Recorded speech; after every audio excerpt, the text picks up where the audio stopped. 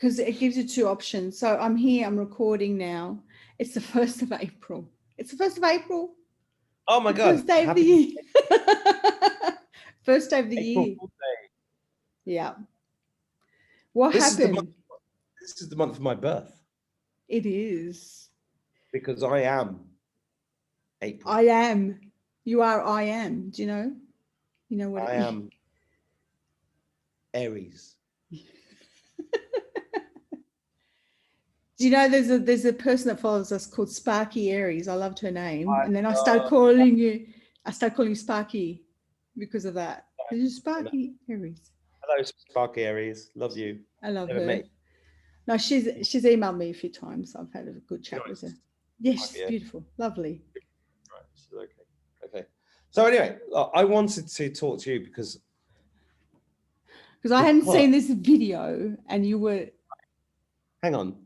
Let's pretend that we haven't just recorded this for 20 minutes and that we're re-recording it now. It's more like 40 minutes. Can you possibly just pretend that we've never met and I'm just telling you all this stuff for the first time? Hi, what's your name? Okay, all right. Let's pretend it's our first interview. You're an actor. Act. All right. Do you remember our first interview? Hang on. Do you remember Carry On Screaming? No, I don't remember that one. That is my favorite second favorite Carry On film. And it has Harry H. Corbett in it, who was in Steptoe and Son, which anybody English knows who's over. Yeah. And my favorite comedy line ever is he's like a detective and they're trying to trace down all these vampires and monstrous killings. And he turns around to this underling and he goes, "You're a detective. Detect." And it's one of those lines that nobody is ever going to find funny unless they live inside my skin. So, that being said, I'm going to share this video with everybody because I swear to God, I watched this today and I thought, you know, when you watch when you watch a video and your mind's half in it, like, because I think a lot of people watch our stuff and they're washing up or they're out on the bike or in the garden. So they miss half of it. That's right. They miss half of it and then they send emails going, "Where's the link to the fucking description?" Which is what we said at the beginning of the video, right? Right. I know that drives you mad too. But by the way, anybody watching this is offended by that. So, I'll let that get a laugh off you. I did. I sniggered. It's just I'm usually the one doing that. So. I did that on half. You see, I did that. By the way, anybody that's on JC's channel who asks questions like, "Where's the link? Where's this? How do I do this?" Stop asking JC. Work it out. All you got to do is. But I always give in and tell them. Honestly, you pick up honestly, the amount of earache I get every day from you lot going, "Where's this? Where's that?" Just fucking work it out. Anyway, so this video I saw today was so amazing that I can't find it. Did you tell everyone how I fucked up? So we were chatting because your phone's charged. This is take 2, right? And it was brilliant. It was a work of art. And then you said, "Are we recording?" And I said, "Yeah." And then I'm like, "Oh, fuck." Yeah, because JC's Australian IT department, as usual, fucks it up. No, I said, "You can record now. I've let you record." And then I said, "I'm going to record now." And then I didn't record. And I'm sorry about that. So I'm going to pull this video up. I'm going to play it, right? Yeah. Because I swear to God, this is the funniest thing I've seen this year. Mm-hmm. Can you see my screen now? No. Jason, you're recording, right? Can you see my screen? No, not shared yet. Okay, here we go. I'm just going to explain. So I watched this the first time, and then I sent it to JC. She was like, yeah. And we weren't really paying attention. But if you actually pay attention to this video, fuck me, this is the funniest, most beautiful, perfect piece of art I've seen since me and JC did A Word from God, which is available in the link. Do you see it?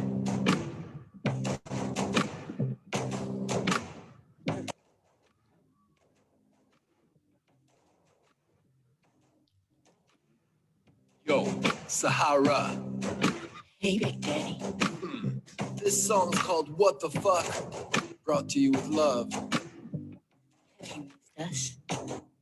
It's been a year.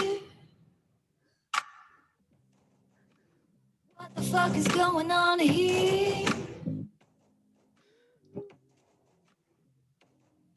It's been a year. It's been a year. What the fuck is going on here?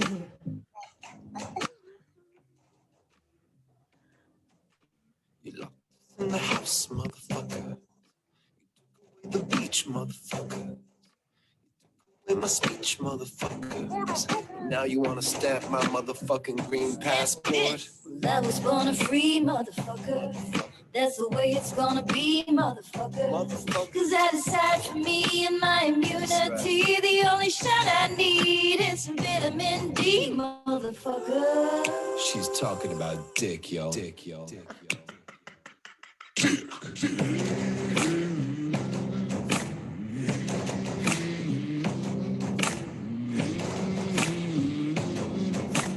Fucking love these guys.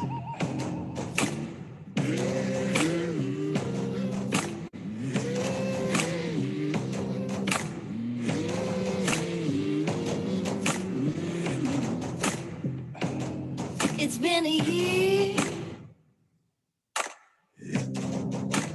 What the fuck is going on here? Oh, what a year. Oh, what a year. Everybody's living in fear. Everybody. Fear, you know? But if you think you can control my mind, then tell me how I'm supposed to feel inside. Well, I've got only one thing to say. It's my life, I'm gonna live it my way. I ain't gonna throw no blame, cause we all lose when we play that game. But fuck this fucking government. Now listen to Sahara, she about to represent. I trust my cousin. I don't think farmer. I think I'm going bananas from living in my pajamas, and it's a shit show with nowhere else to go. So I dive deeper inside me to find my own flow. And this is not a joke. We gotta stay woke. We gotta keep it together and fly like birds of a feather above these storm clouds. We gonna shout it out loud that we cannot be broken. We keep our hearts open.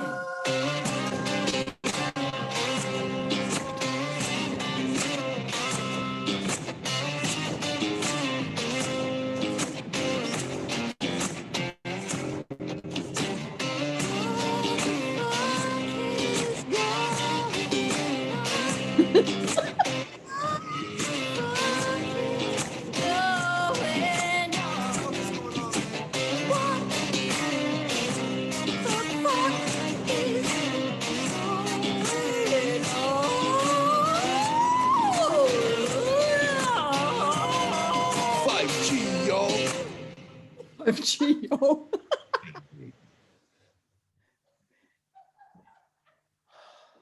Did you say Bill Gates?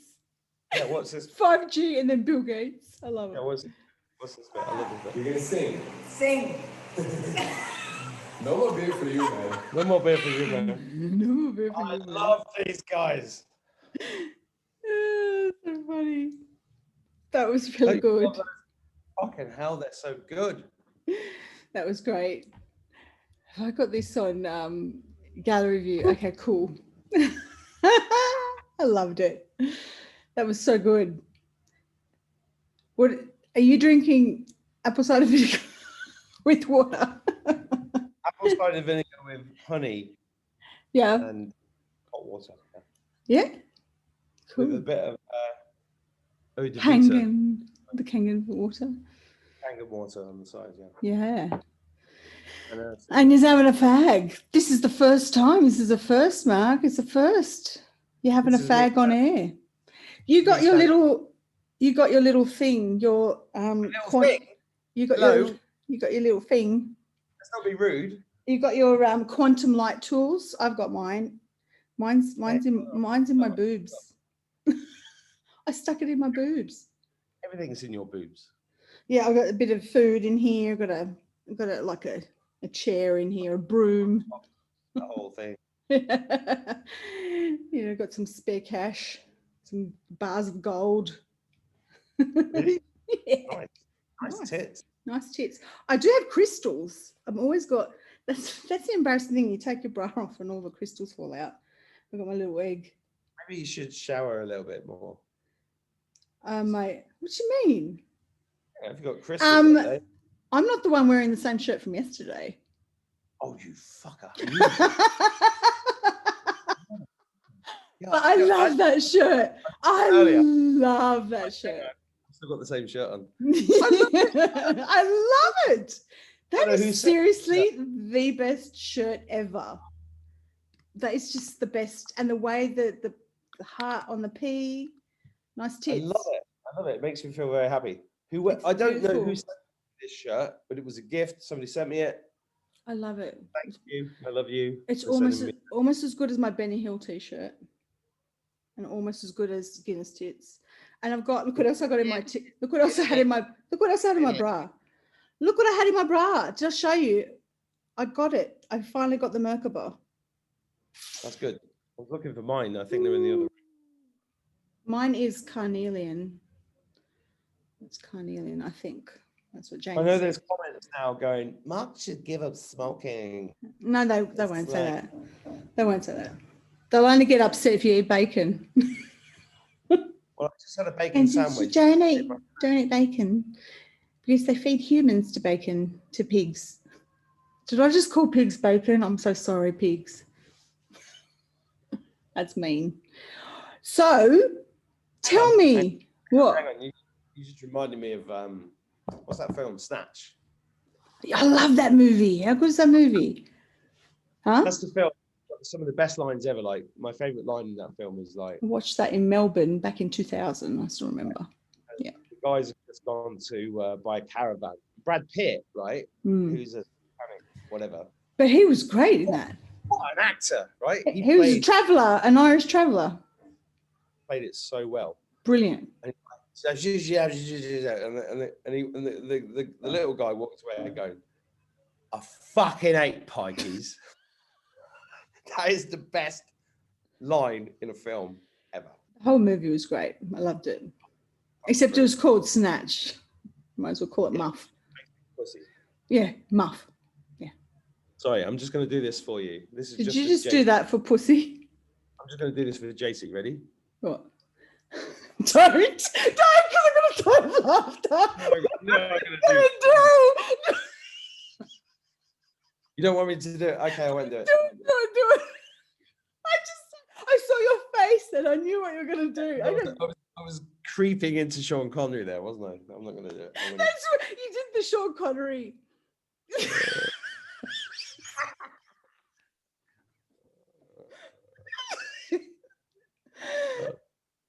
Yes.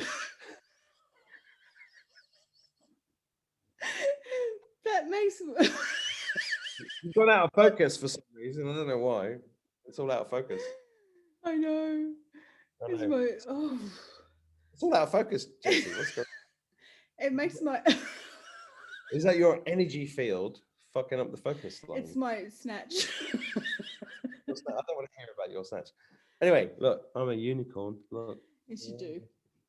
This is a Joanne Dunn unicorn head. Oh, you've got one too. Yeah. We're all of course I do. Joanne Dunnites. I think we've joined a cult. We're in the Joanne Dunnite dragon cult. No, let's join forces. If we I do say- this, Joanne, can you I love point? you. Can you point? Yeah, we love you, Joanne. I love Joanne. She's amazing. I know. Come So on, amazing. she's family. Here we go. Point it. I'm trying to point it to the thing. Point it so that they join together, like ding, like ET. No, dum dum, this way on the corner. What are you talking about? Oh, that way. Oh, you're doing it that way? No, I thought like together, like that. Ding. I think it's opposite. You know, I don't know. All right, try that way and see if it works. Try it the other way. No, the other way. Yeah, like that. Yeah. They're touching. Oh, the penises are touching. It's not a penis. Don't cross penis streams. Don't cross. It's a selenite wand. It's not a penis. I mean, don't cross. You're obsessed with urine. penises. Anyway. Yeah, I'm not the one who said pussy. I didn't actually say it. You didn't? Shall I say it? Yeah, maybe, but then my pussy would. I'm so sorry. I'm sorry. I'm joking. Oh my God. This is a family show. Is it? And he's pretending to be all, yeah. Bullshit. Why do you pretend to be like you're not rude? I'm not rude. Yeah. So, tell me, look at this. Did you see that? Yeah, I've got 5 of those. Have you? Well, I've got 10 of them. I've got 50 of them. I own the company.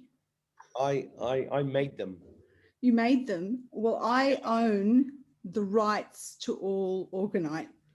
Yeah, but I own Orgonite. Orgonite TM. I am Orgonite. I am Orgone. I am Orgone. I'm Orgone. I own all Orgonite. So anyway, right. What's wrong with us? Okay, go on. Tell me. Look, April the 1st, right? And I don't care. Oh dear. Can you ding your thing? You didn't ding it. You didn't ding it on. You got to ding it. Ding your thing. Hang on. I ding my thing. Bang your ding ding. Bang your ding ding.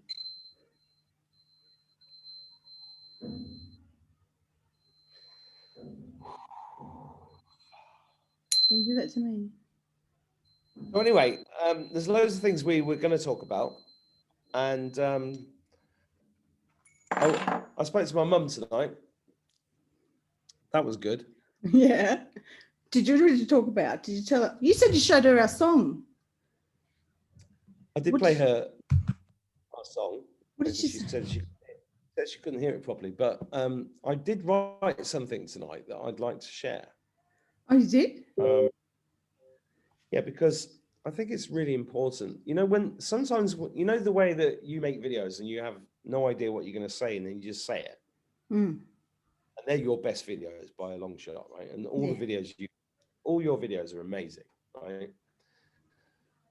I wrote one tonight. I'm going to share it with you. Is that the one you put on Telegram? Yeah. Yeah. I'm gonna read it out because it was great. Song, right? So the reason I'm sharing this is because whenever we what everybody needs to understand is like all those little moments in your day, in your life, in your day, are all exactly as they're meant to be, right? Yeah. So you find the information that you need when you need it. The teacher appears when you need the teacher. You know, these are the macro versions. But on the micro level, all these little moments in our day are all leading us to do something or say something. And a lot of the things that, the way that I think something we have in common, although you're very powerful at it and I'm a little bit different with it. And I think that's true with everybody, right? I mean, you're extremely direct. It literally comes through and you have to say it. With me, it's like a little tap on the head and then I go, oh, yeah. And then I start saying something.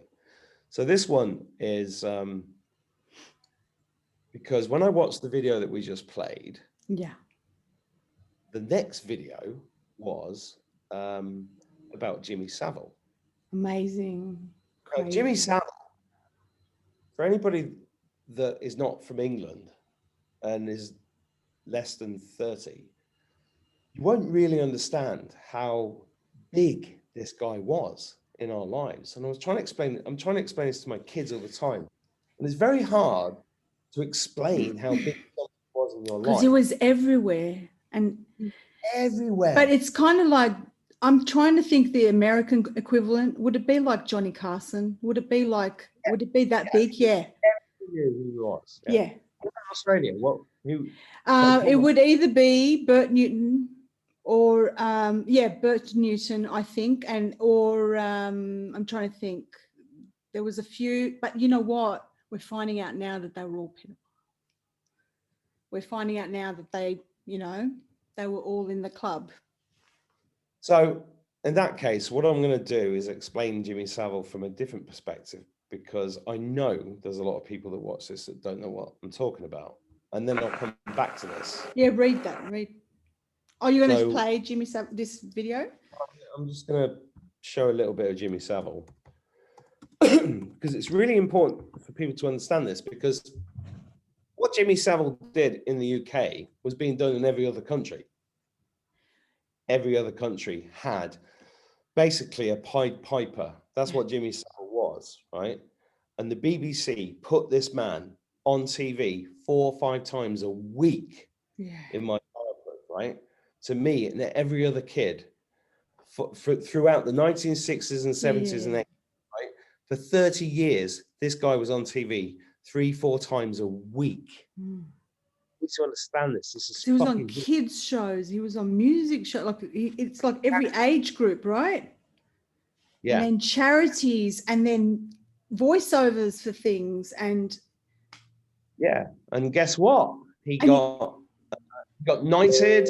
He got the OBE. He got the MBE. He got everything. And you know what else? This is grooming. I just realized that they were grooming the nation. Grooming. Jimmy Savile was grooming the whole country.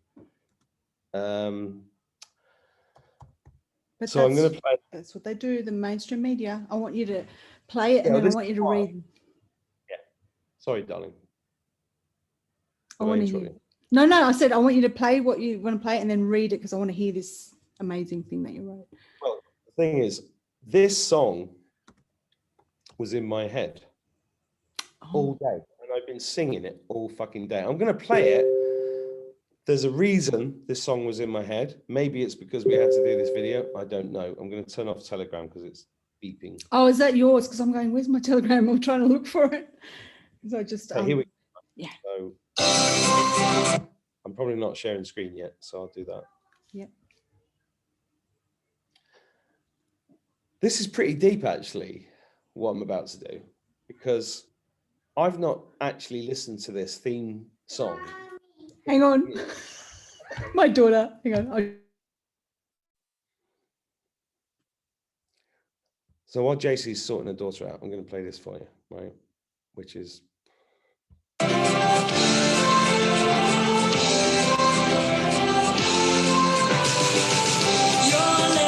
It was only the start of it. I know all the words. And now you're a part of it. Now you've done it. But that's not the one that has the, that's not the actual, we need to look at the titles. Have they taken it off? I don't know.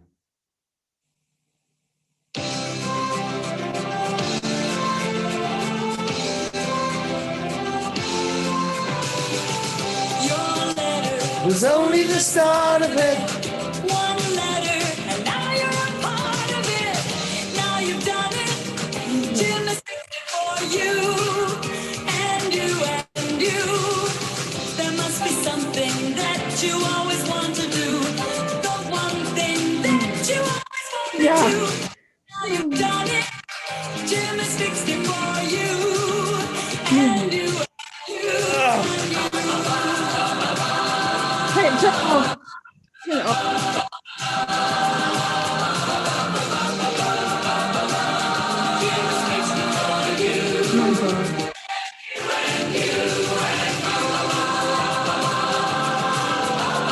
Scouts. Oh, wow.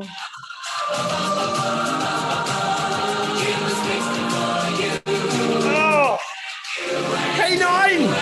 K9. No. Yeah, K9, man. Right.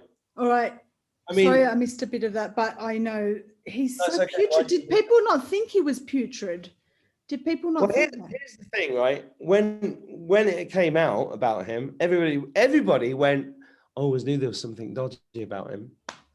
And do you know what fucks me up is that the whole country knew, the whole of Britain knew. Yeah. All the people that are now wearing the mask and everything else, they knew. Yeah. They decided to flip the switch because what happened was the BBC were running. There was somebody within the BBC who was running an actual expose, right? And it got stopped, and then that made the news, and then they did their usual shit like Newsnight saying, this thing happened, this thing happened. And what drives me nuts about what's going on now is the same thing. It's just like my friend rang me from Mauritius the other day and said, I'm having the vaccine. I'm like, why are you having the vaccine? He said, because I need to travel. I said, have you read the ingredients? He said, no. And I said, well, why wouldn't you read the ingredients? Because they're not going to kill us, because that's obviously completely crazy. And that's the problem. And then I said to him, well, are you going to are the kids going to have the vaccine? He said, no, of course not. I said, well, why are you not letting the kids have it and you're going to have it? And he said, because I need to travel. And I said, what's the point in having the right to travel if you're going to be dead in 2 years and not be a human being anymore? Yeah. You're just fucking lunatic. Yeah. Well, their immune system will be fucked up after that. Yeah. But this whole thing, there was something when I looked at that and I just thought, look how creepy he is and how horrible he is. And the same thing happened with Rolf Harris. We had Rolf Harris, who's Australian. I was a big fan of Rolf as an artist. Casey. Yeah.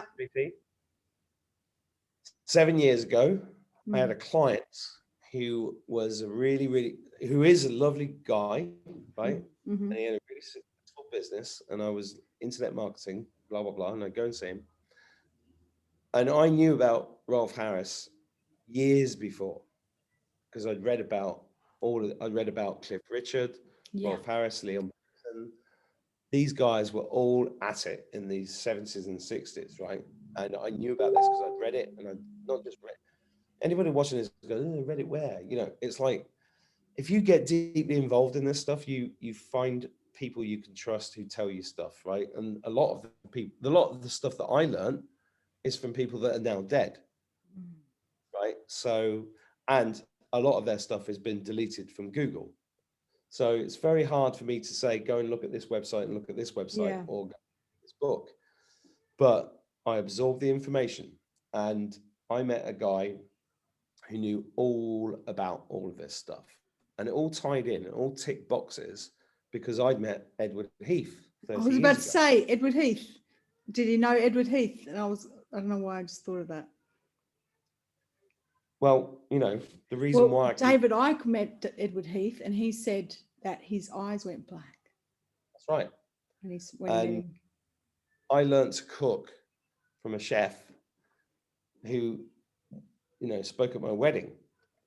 This is how close I was to this guy. He had Edward Heath as a regular at his restaurant, and he told me stories about him when I was 19.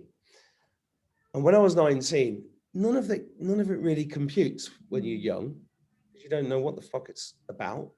But Edward Heath would come to this restaurant every week with a young boy, with 2 Secret Service guys. And one of the guys would talk about the stuff behind, outside, having a fag.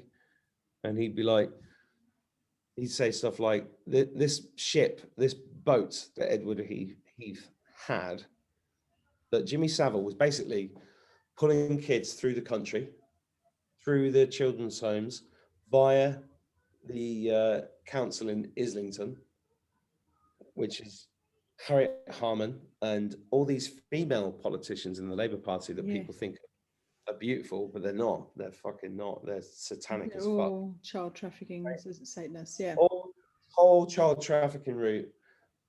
Jimmy Savile's job was to, pick up bring them down, pull them in, take them through to Guernsey and Jersey and all these places in the Channel Islands where it was all easy to hide children. And by the way, the Channel Islands are owned or have been owned by the Crown, by the Queen of England. They're not owned by the British people. They are owned by the Queen. And the kids would go down, and this guy in the restaurant would say, this I think the ship was called, it was Morning Cloud. I think it was something like Morning Cloud, but they called it something like Morning Nightmare. And this is 30 years ago, so go and have a look it up yourself. You can look this, find it out. And they say it was they called it Morning Nightmare or something like that, because it was a nightmare. Because what happened was this: the kids would go onto the boat, and they go on a sailing trip with the Prime Minister or the Minister, because before he was the Prime Minister, he was the Minister after that. And basically he would have his way with them and then throw them overboard. Throw them overboard.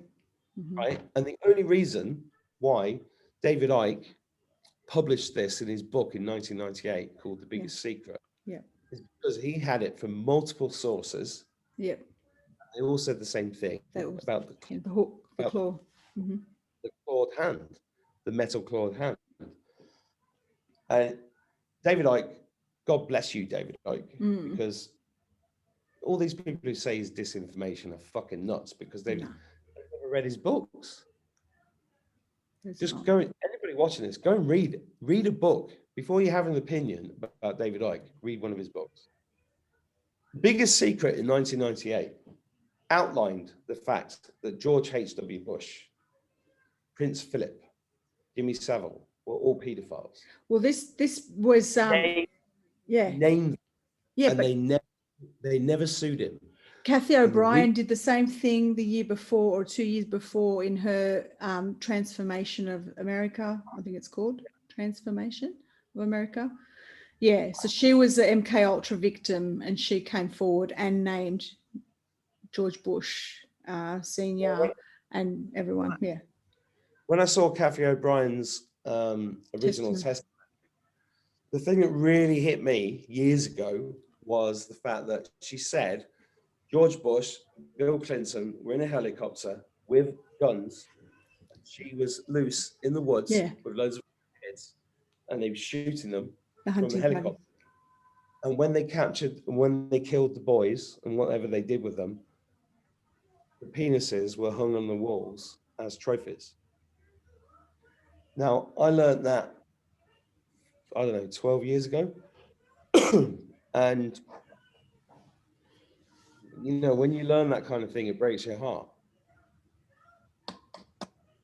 Yeah. So what's really interesting about now is that some people are just learning this now. In fact, some people watching this would have just heard this for the first time. For the first time. That's why I pause, because it's big information. But it's true. And it's true. And the only reason I know it's true is because you know, the thing about being somebody that's interested in this is that you validate it from many sources before you speak about it publicly, right? Yeah.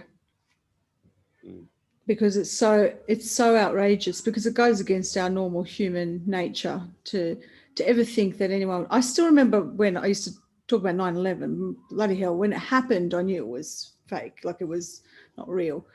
And 2 years ago, 2 years ago, I had friends saying, but why would the government do that to their people?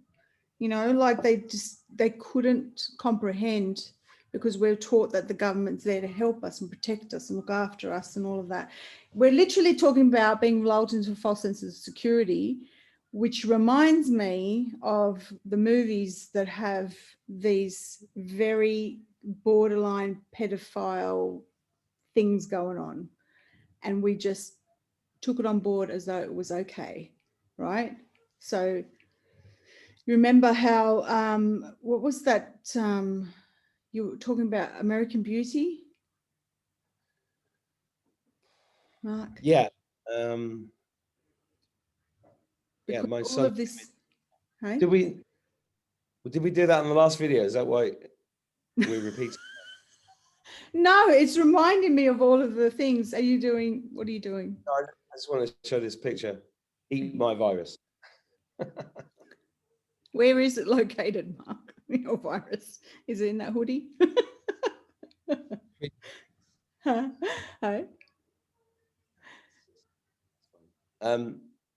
Yeah. So did we talk about that in the last video or this one? American Beauty. Yeah, we were talking about that because we'll talk what we were talking about. We're talking about how these things have crept in. How did they get away with this? And how did we just not see it until now? Or how did we let it go without complaining about it? You know, like, so you said about that movie, that play, the one that you saw when you were a kid, and then, because as soon as you told me, I was just like, huh, what? That's the plot? And you went and saw it at yes, talk about it. Yeah. So Rita Sue and Bob 2 was let me just go and find this would be interesting actually, because I had a theatre company in Manchester, and we'd done a few successful plays, and this guy got involved who was from RADA, and he said, oh, we should do some more. And I was like, I remembered this film, right? Mm. And the film that I went to see was in Milton Keynes. And this is really interesting. Anybody that's not from England, like, there's this town in England called Milton Keynes. 50 years ago, this town didn't exist. It was called a Mark III New Town. So they had this, so the New World Order has been going on a very, very long time. And they had Mark I New Towns, Mark II New Towns, Mark III New Towns. The Mark III New Towns were really like building cities from scratch based upon their principles, right? And when you understand their satanic shit, and you understand their ley lines, and you understand their symbolism, Milton Keynes was really a satanic city that they built from scratch in the countryside that was near where I grew up. So the village I grew up in was a very organic village. It was beautiful. I loved it. I mean, as a kid, I'd always say, yeah, I'd love to live there if it was in my village, because it was such a lovely place. It was a beautiful place. But only 20, 30 miles away was this countryside. And as a little kid, we'd go to things like gymkhanas and fetes and stuff. My great grandfather would be in the car, and I loved him desperately. I miss him every day.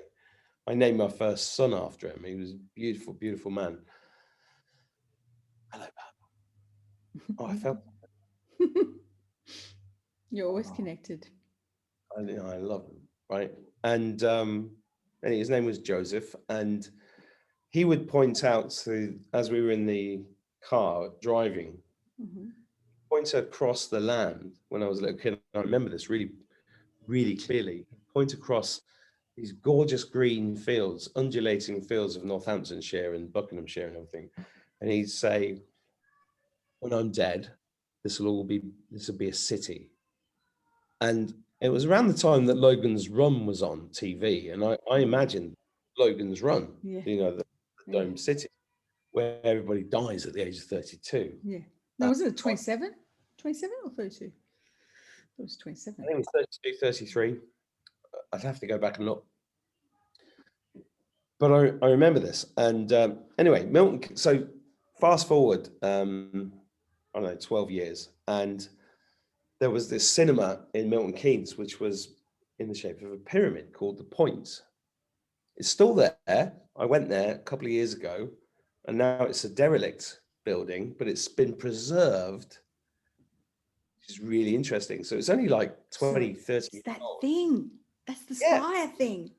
I know, of course it's that. Anyway, so I'd go there, and anyway, I had a Ford Capri. I was 17, must be. And there were two girls that came with me, went to see this film called Rita Sue and Bob 2. And Rita Sue and Bob 2 was 1986, 87.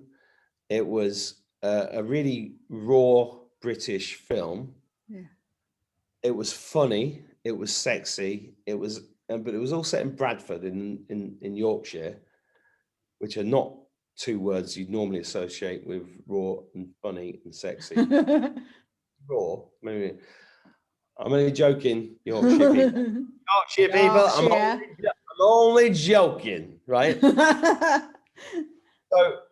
and it was about this guy who basically comes home from a night out with his wife, and he's got his Rover SD1, which is basically the worst car British Leyland ever built. It looked great, but it was so badly built. And he gets these two girls who've been babysitting for his kids into the car, and he drives them home, but he stops off in the moors and basically fucks them in the car. So he fucks these kids. It's paedophilia, right? I'm in the cinema laughing my head off. Oh, look at Bob shagging these birds, right? And then ironically, I don't know if that's the right word, but a few years later, I'm in the play playing Bob. Wow. And I'm touring it around, and I'm doing the same. I'm having sex with these girls in a car on stage. Yeah. Right. Yeah. And the reason why the play was a big hit in the Royal Court in 1982 was because they called it a snapshot of Thatcher's Britain, and the play was written by a girl when she was 14, 15 years old. And her name was Andrea Dunbar. And God bless you, Andrea Dunbar. Yeah. Beautiful soul, right? She recorded it all for us to see. And what she would, this is the funny thing about this spiritual journey, because you never know what you're experiencing exactly. You don't know why. But Andrea wrote that at the age of 15. Yeah. It went to the Royal Court, which is one of the most prestigious places to have a play put on. It was put on, it was a big hit, and then it got turned into a film 3 or 4 years later. The film was actually not the play, it was a merger between that and The Arbor, which was another play she wrote, which was all about Indians and Pakistanis coming into Bradford. Bradford is the place where in the 80s they brought in all these immigrants to,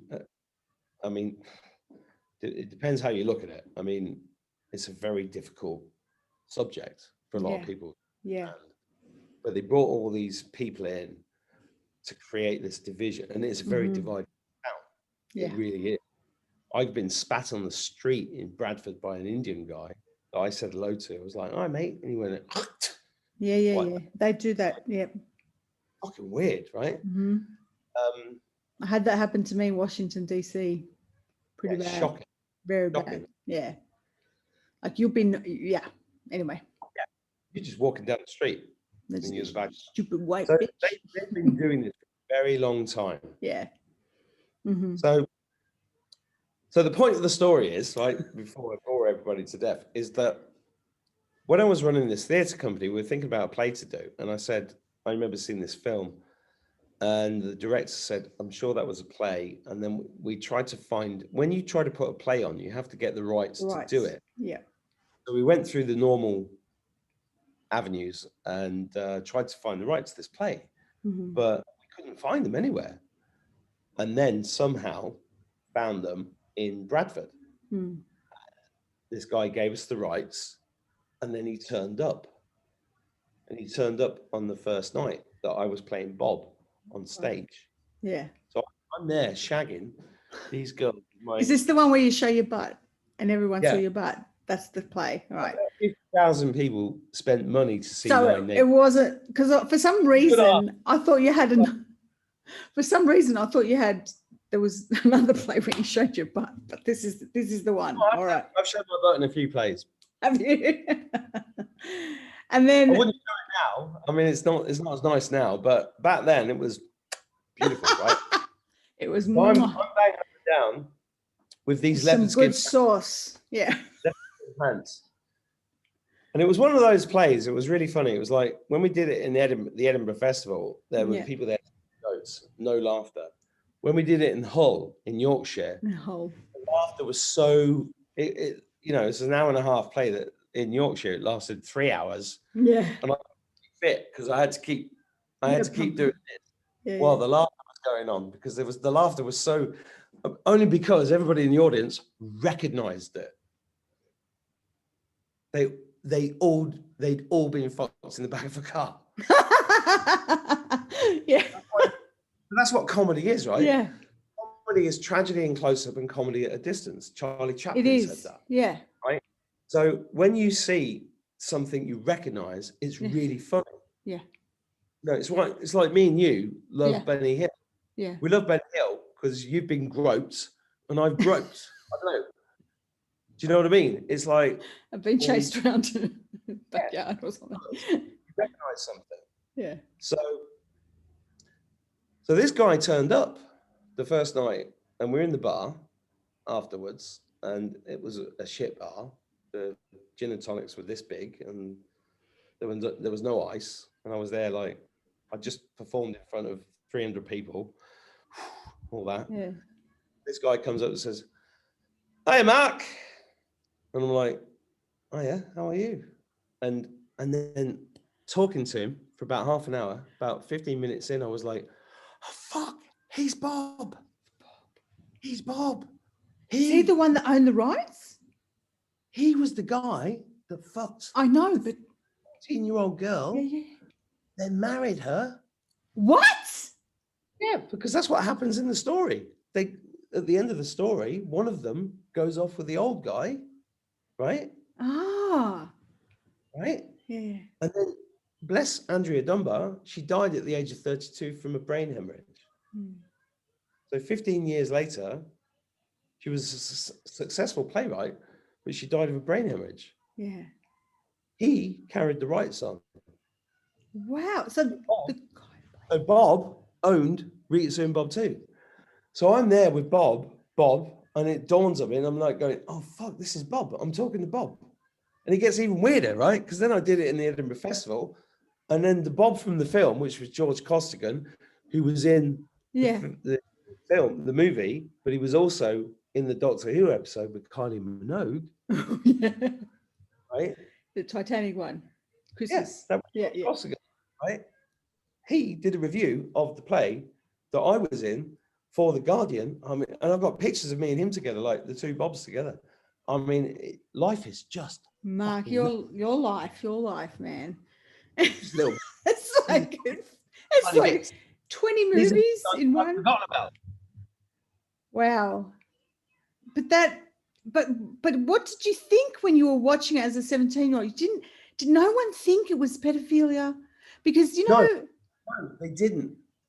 They didn't, and I tell you why. Yeah. Because it was bred into us. If you think about the Beatles, right? She was just 17. Or what about what I mean? I mean, it was all My there. Sharona, My Sharona, you know that song, right? And he likes them young, from the touch of a young kind. Yeah. It was all there. And there were men walking around saying things like this: old enough to walk, old enough to pork. That's what men actually said. I can remember when I turned 13, it was like turned 13. That's when my dad's friends started treating me differently. And I can remember that horrible thing of being leered at. So, JC, this is why they've got away with what they've got away with so far. Because I think the majority of the people, I'm going to say something really fucking outrageous here, but go on. We haven't. I think already. the majority of the people that are falling for this shit have guilt beyond belief, right? Not necessarily about what they've done, but maybe about what's been done to them. And some of us, I think the only reason there's some of us that are standing up and going, "Fuck this is bullshit," right? Is because we were possibly abused more than they were. I don't know. But there's guilt, right? And guilt is an incredibly powerful way of controlling people. And there's a huge amount. What I've realized in my life is that child abuse literally Rampant. is everywhere. It's rampant. It's everywhere. It's the You know, whole system. That's this whole matrix, Mark. It's the whole thing that runs it. I've got 5 children. You've got 1, right? Yeah. The biggest concern I had, Yeah. I have, is please God, let me empower my children so Yeah. that they can say no, so that they can recognize it and get away from it. So Yeah. that that's not, and I've not been 100% successful. Yeah. And I'm not saying that my children have been abused, but I'm saying that there are, see, there are levels of abuse, right? Mm-hmm. There's level 1, which is having a cock stuck up your ass and being beaten about. I'm sorry to be rude, but that's what it is. And the most prevalent version of abuse is a 40-year-old man looking at a 7-year-old girl and saying, "Ooh, look at you." Because what does that do to that 7-year-old girl? I've had that as a kid. Yeah, it fucks them up. Yeah. Right? Beyond belief. Yeah. And I will not stand for this anymore. I will not stand for it. I won't either. Why I'm here talking. Do you know, it's because there seems to be 2 groups of people, like you said. There's the ones that with the guilt, and then there's the ones. So there's the ones that turn the blind eye. They're the ones who they know something's going on, but they're not going to say anything because they don't want to rock the boat. And then there's the ones who speak up. Okay, while we're on the subject,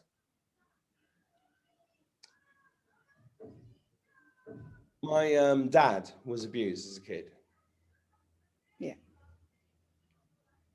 He told me when I was little, he told me that when he was a choir boy at the local church, there was a lay preacher at the church who turned up one day out of the blue, and they go to the vicarage after the service on a Sunday.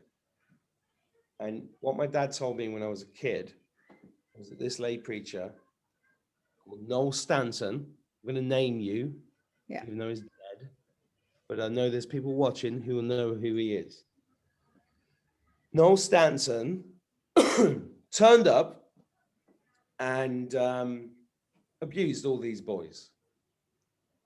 When I was little, when I was 10, 11, 12, 13, 14, my dad told me that this guy tried to come onto him. My dad said he punched him in the bollocks and ran away. I found out 25, 30 years later, that's not what happened.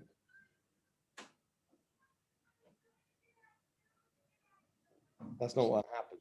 What happened was much, much worse. But my dad's version was the version he wanted to tell me.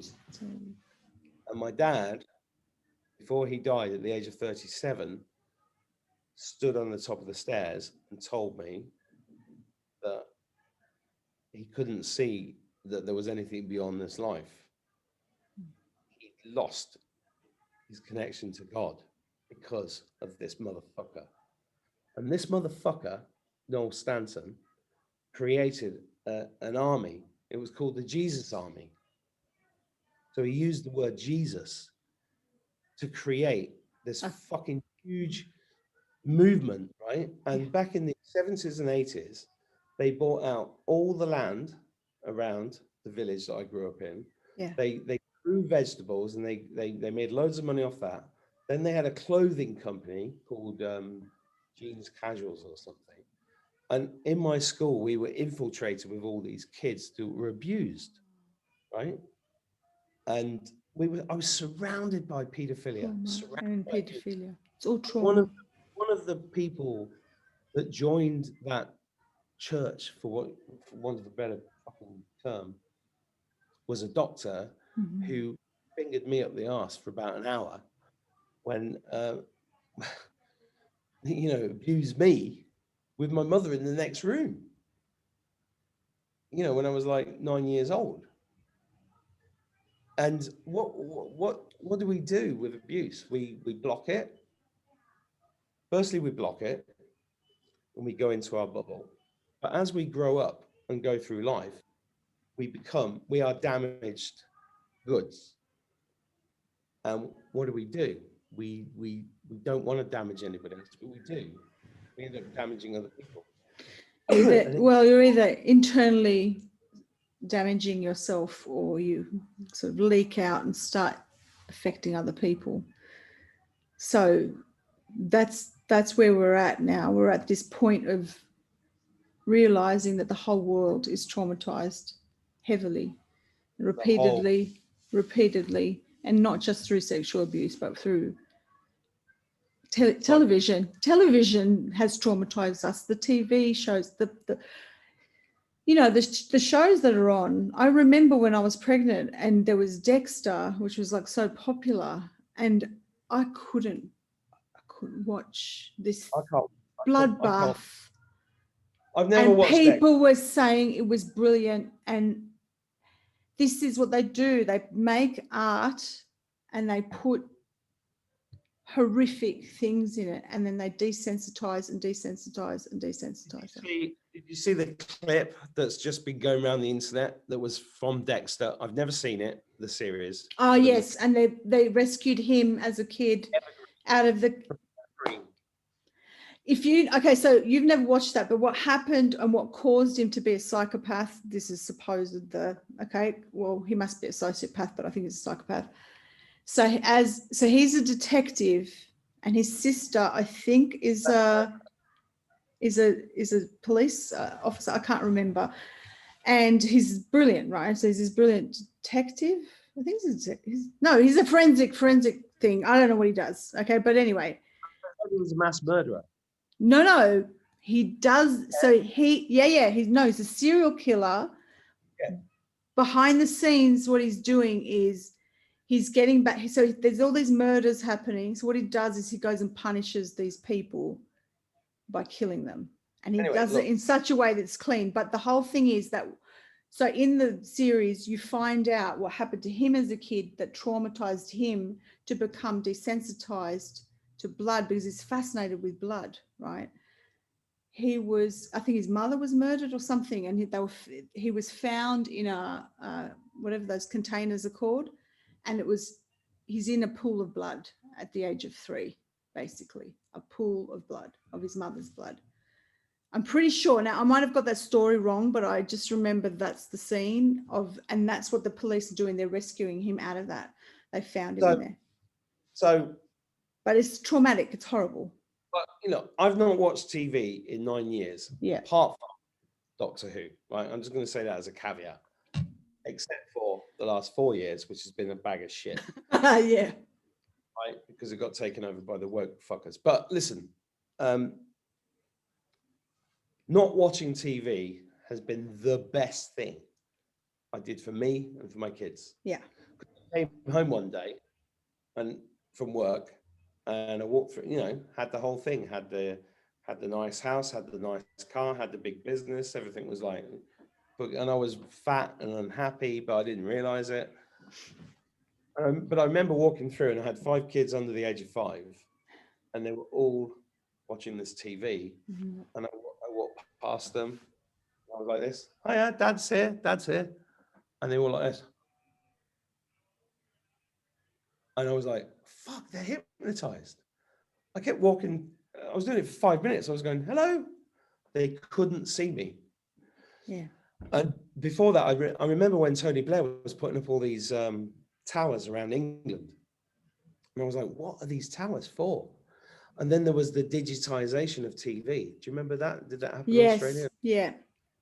So this digitization of TV definitely was part of this plan towards the New World Order. Towards, I think David Icke talks about this, and it's the smart cities and the smart meters and all of that, yeah. So it became very obvious to me that kids were being hypnotized. Broadcast, that the signal is beaming through and doing whatever. So I've said this on YouTube and I've said it on Telegram.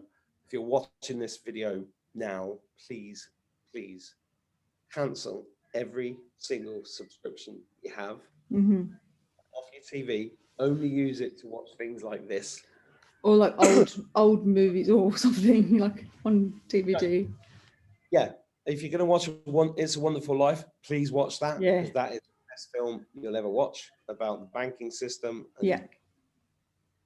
But modern TV, games, everything, get it off now, because it's killing you. And that's the reason why you've got these people throwing bicycles at people's cars because they are not wearing masks, right? That's what's happening. Mm-hmm. But there's division in society right now between the non-mask wearers and the mask wearers, simply because the mask wearers are so deeply MK Ultra'd by the TV, by And the water. fluoride and the, yeah. And, you know, and people like me and you are only not like that because we switched it all off. Switched it But off why- a long time ago. Yeah. And But not why just, But why did we do that? What, you know, we're not special. I just, I don't know. I think it's got to do with critical thinking. I don't know. I've always had this rebellious nature in me, and I've never liked to be part of the crowd ever. I hate cliques. I can't stand following anything. I don't like trends. I don't do anything like that. Maybe that's just, some people are like that. I don't like to be part of the crowd. So, but I knew a long time ago the dangers of fluoride, for example, and I don't think I've drunk fluoridated water for like 20 years or more even, you know, and that goes a long way. So I think somebody wrote to me and said that they'd gotten their mother off fluoridated water and their partner, and just doing that, they noticed that they were being more open to looking at news articles and things like that they were sharing with them, which was pretty crazy, you know, when you think about it, and television and radio and all of that sort of stuff. But you know, what do we do from here? This is a completely different video than the other one we did, isn't it? So what, I can't remember, you know, the first video we did before was hilarious. pretty funny. It wasn't as dark as this. What happened? Hey, no, I can shift it up. Hang on a second.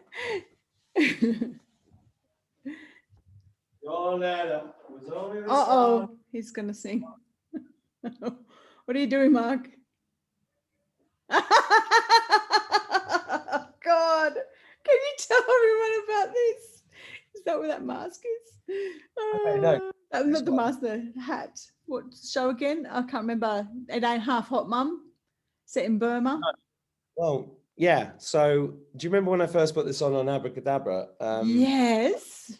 I just bought it because it makes me laugh. And I realized the reason it makes me laugh is simply because of a show that I watched when I was a kid. Yeah, 8 Ain't Half Hot Mum. 8 Half Hot Mum, right? And it was set in Burma, right? Yeah. So I'm just going to show everybody a bit of this because people don't understand. But somebody got triggered and said it was. Hang on. I'm gonna show a bit of this because. All right. Excuse me. You just want to show off your beautiful hat. That's a nice knob you got there, Mark. Yes, I've got a very nice knob. Anyway. Nice knob.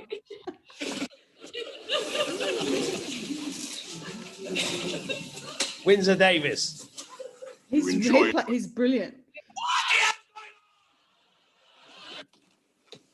He's so funny. Where have you been? The rest of the draft arrived yesterday.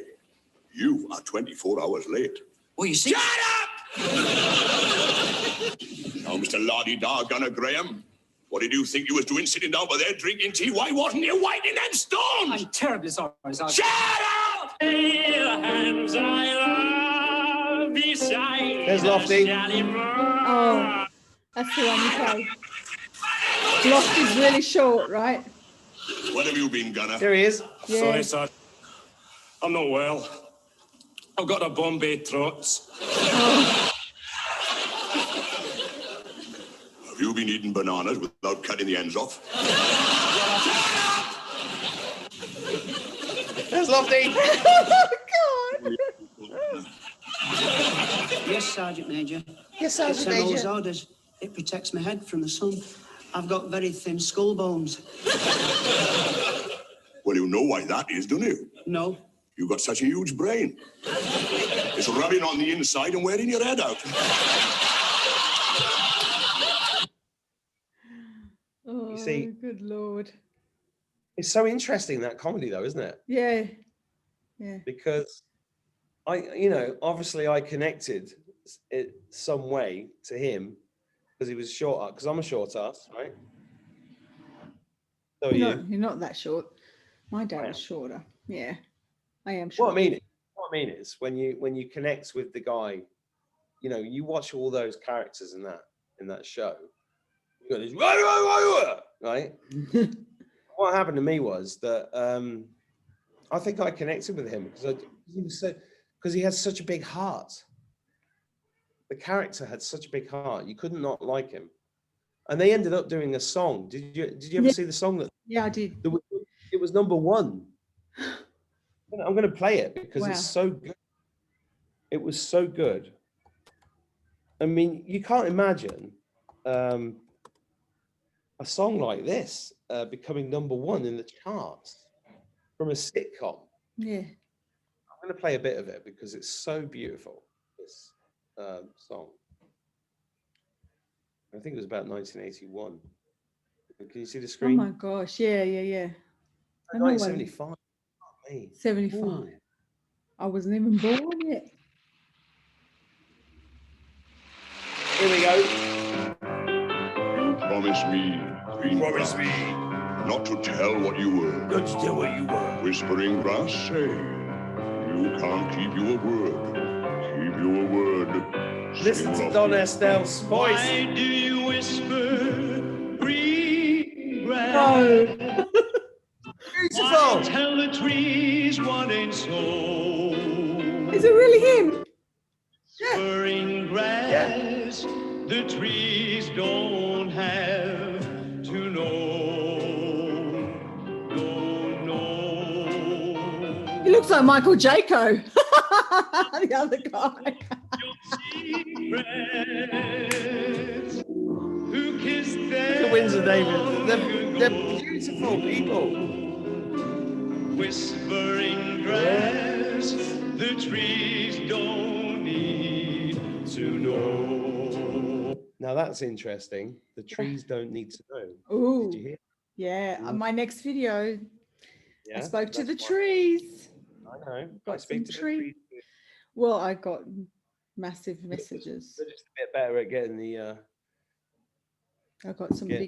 big messages from the trees. Yeah. So, pussycat. Hello, pussy. She's got a foot caught in my jacket. Oh, don't you hate that? She's so beautiful and gentle, that kitty. Gorgeous. Beautiful kitty, I love you. Midnight. Is she hounding you for whiskers? Yeah. Always. Basically. They put something in that food. So there was Windsor Davis and Don Estelle. Those were the actors. Don Estelle is the tall one? No. Windsor Davis is the tall one. He looks like Michael Jaco. Reminds me of him, doesn't he? Yeah. Michael Jaco could play him, and yeah. Here's the thing worth exploring, right? Because as a little boy, I was 6 years old when I saw that. Mm-hmm. So that is obviously why I bought this hat, right? Hmm. Because something about it is really warm and lovely. However, when we put this up, somebody was really upset about it because in South Africa, this represents something pretty bad. Mm-hmm. And, we don't necessarily know that stuff when we grow up. Yeah. And we associate it with something else. And and she was right. This represents, this is the Boer War as well, right? Mm-hmm. Yeah. And then it gets even more complicated when we look at our own histories. And the only reason I'm bringing this up is because anybody watching this can think of their own family histories. But my great-grandfather's dad, my great-great-grandfather, was in the Boer War. Was in the Boer. Wore one of these, had shrapnel in his body that took 17 years to kill him because it works his way through his body. And he died when my great-grandfather was 17 years old. So Here we go, that's 17, yeah. So my great-grandfather's dad died when he was 17 because of the Boer War. And then my great-grandfather had his daughter, who became my nan. Yeah. And she had a son who then gave birth, had me. Yeah.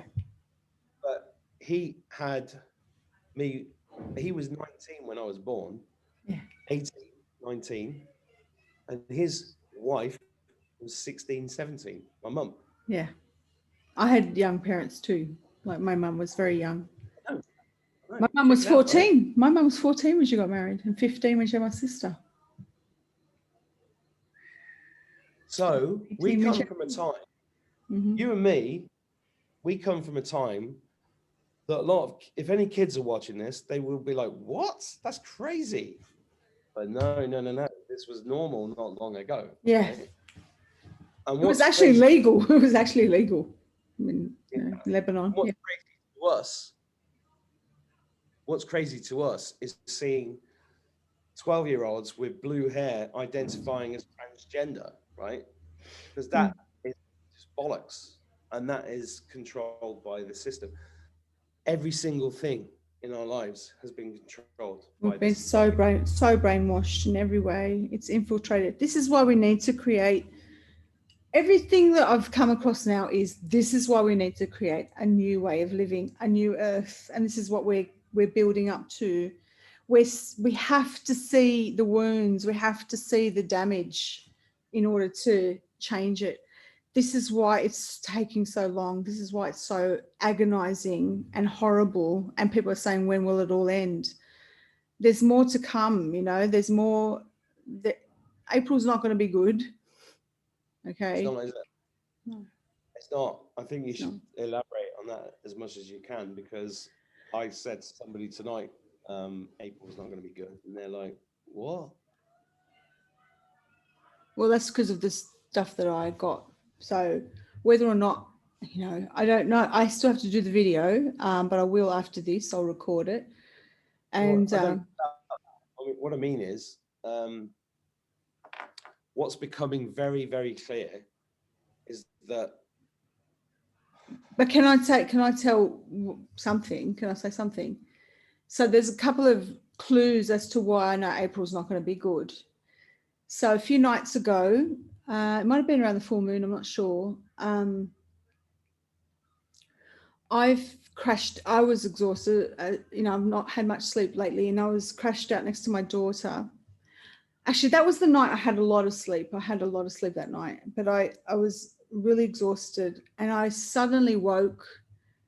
I think it was 3:33, to be honest with you. I really do. High-pitched thing in my ear, high-pitched sound in my ear. And I woke up going, what is that? And just this, because every time you hear the frequency change, and I used to hear it always at 3 a.m., blah, blah, blah.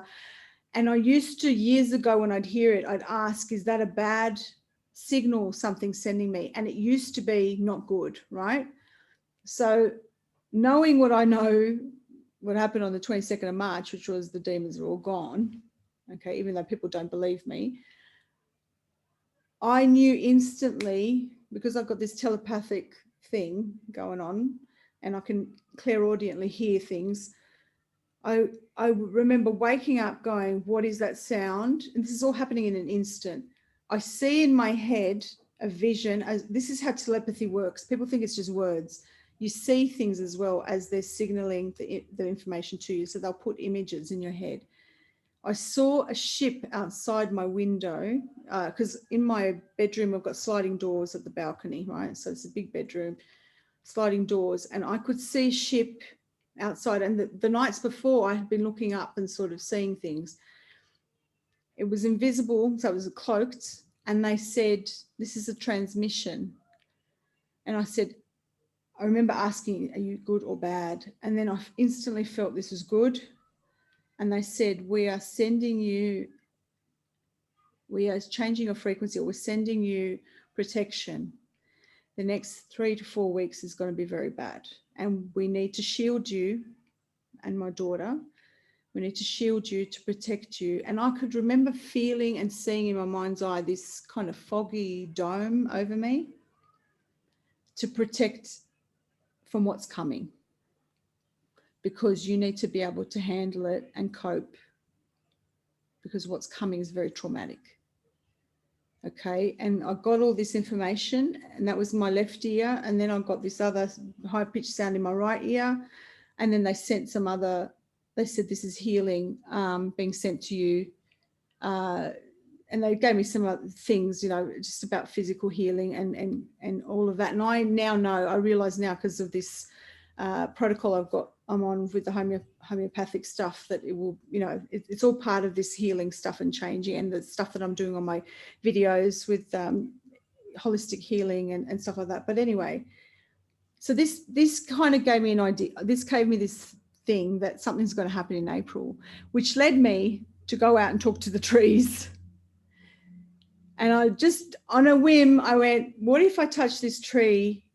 Because they're connected to everything. They're connected to the wisdom of all time and space and whatever, and the earth. What if I get some information? And I did it the other day, and I said, what's happening in April? What's going to happen? What's coming for the human race? And I got a whole heap of information. Okay, so that's what I will be doing in the next couple of videos. But yeah, it's not good.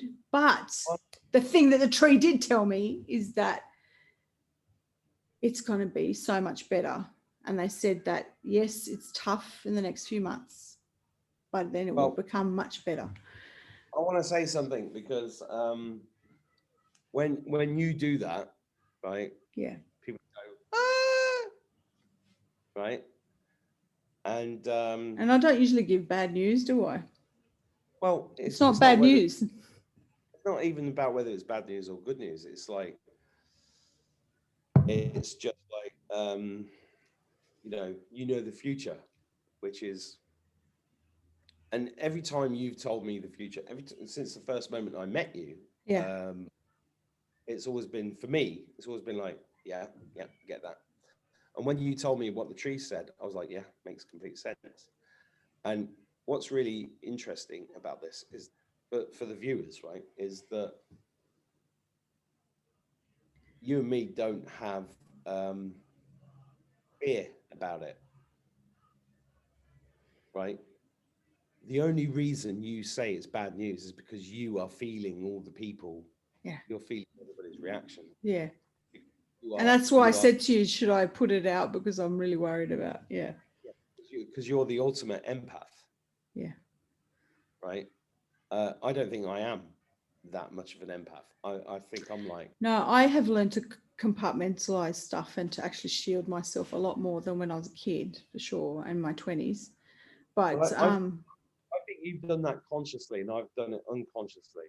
So I've become like kind of hardened to stuff, which makes me a little bit impenetrable emotionally as a person. Yeah. But it's my survival technique, right? And everybody has their survival technique, and you feel everything, right? The thing I know about you is that you feel everything, and sometimes it's like, whoa, you really feel everything, because you're getting all this information, because you literally get, like, I know when the audience is feeling a certain thing, I'll do a certain video to fit in with what they're feeling, a collective, and then they'll go, hey, how did you know? Like, you know, when I did the storybooks, I read the storybooks, because I just felt like people needed nurturing at that moment, and they did. Right.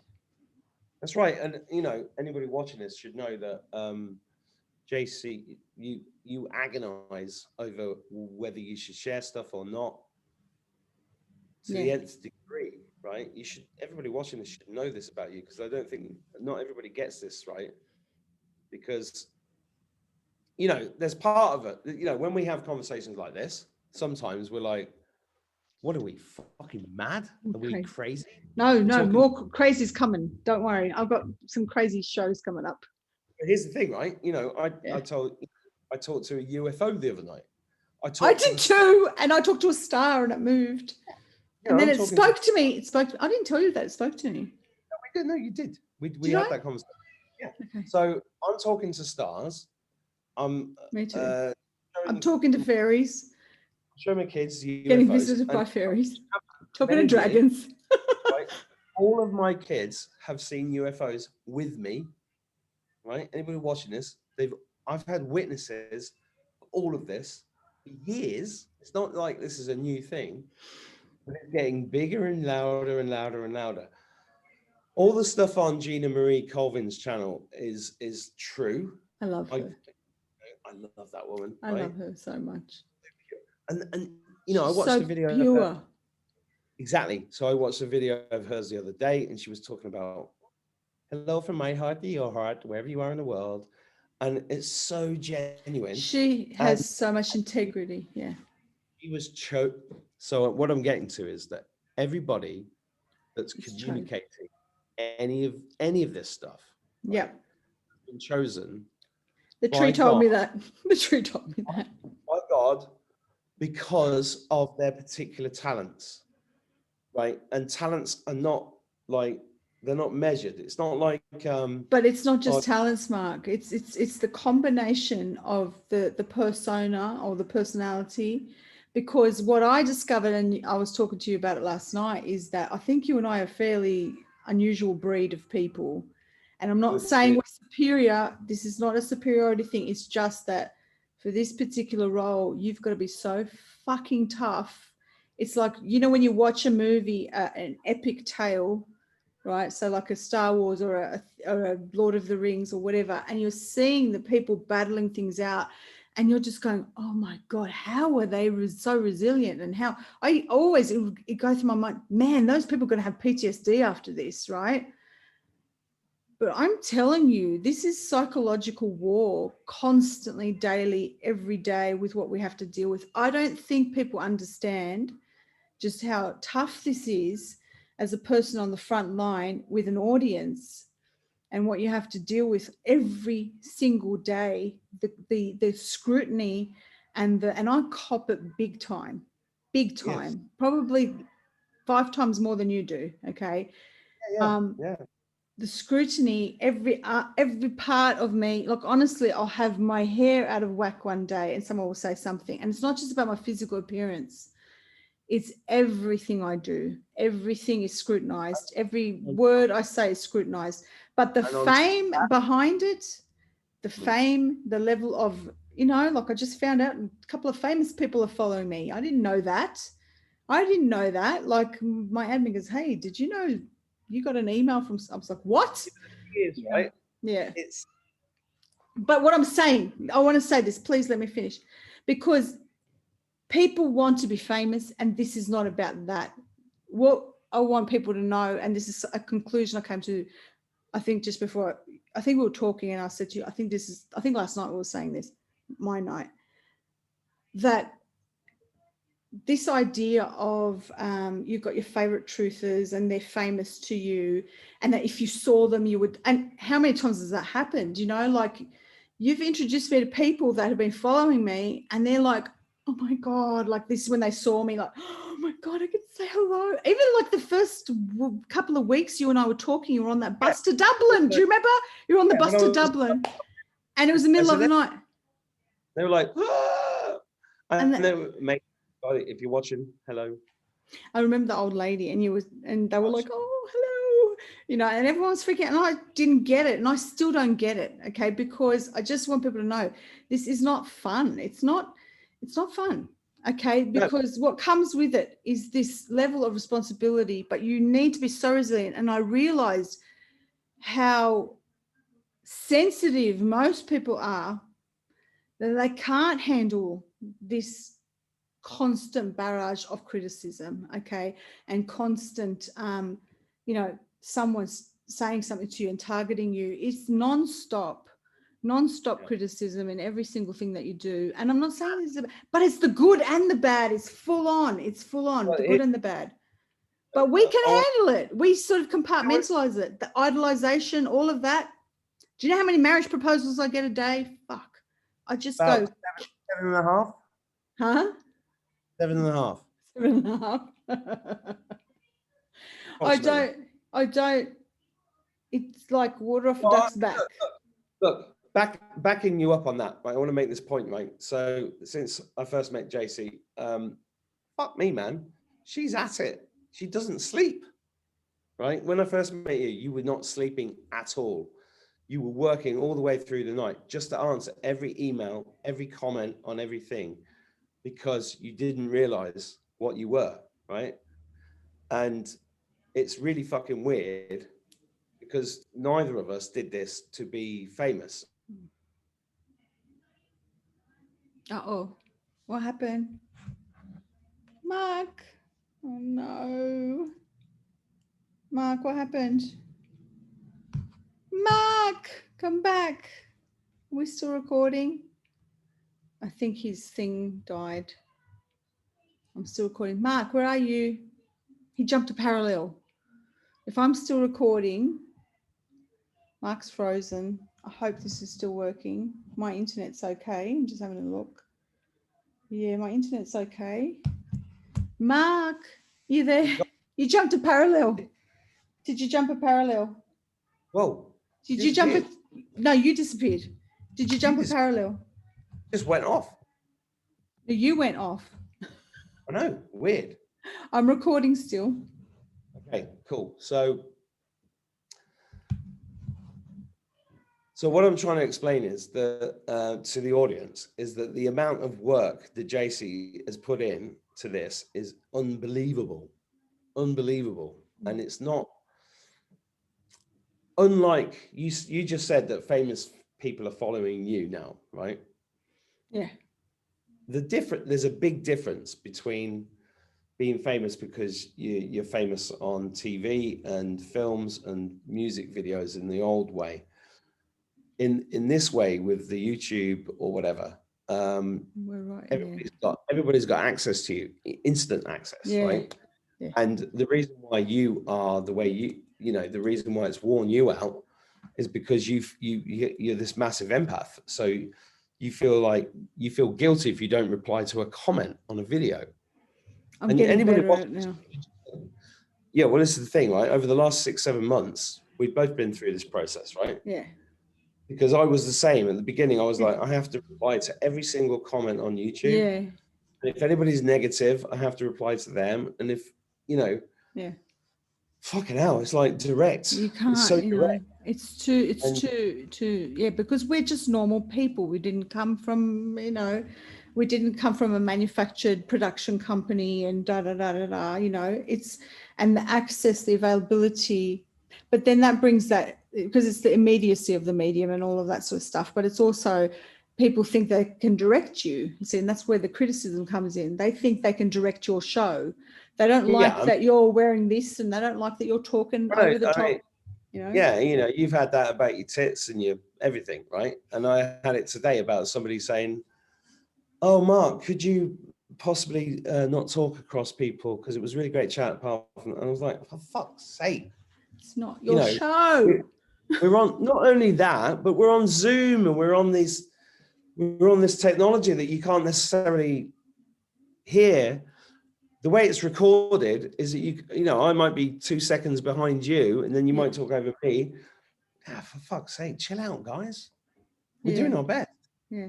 And the audio cuts out. So like when I talk, your audio cuts out, and it's like, and we can't, it's not like a normal conversation in the same room, but we're doing our best. And the reason why did we bring this up, Mark? Because this is the new earth. This is what I'm trying to say, is this idea of celebrity and the idea of fame, the idea of celebrity and the idea of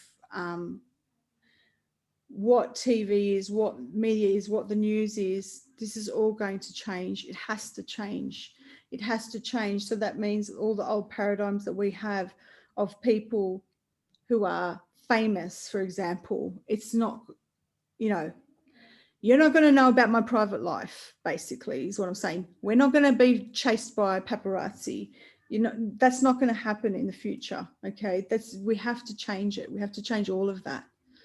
And we have to change the way TV and entertainment is made, because when we look back, my heart breaks when I think about all those movies that I loved, those celebrities that I loved, and now I know that it was all corrupted and satanic and horrible. And I just not all of it, most of it. But the icons, all these famous icons are just, they're all part of it. Most of them. Yeah. Yeah, it's a heartbreaker because we've all had to. I mean, in terms of spiritual journey, I talk about this a lot on all of my videos, and we talk about it a lot. Letting go, right? Letting go is huge.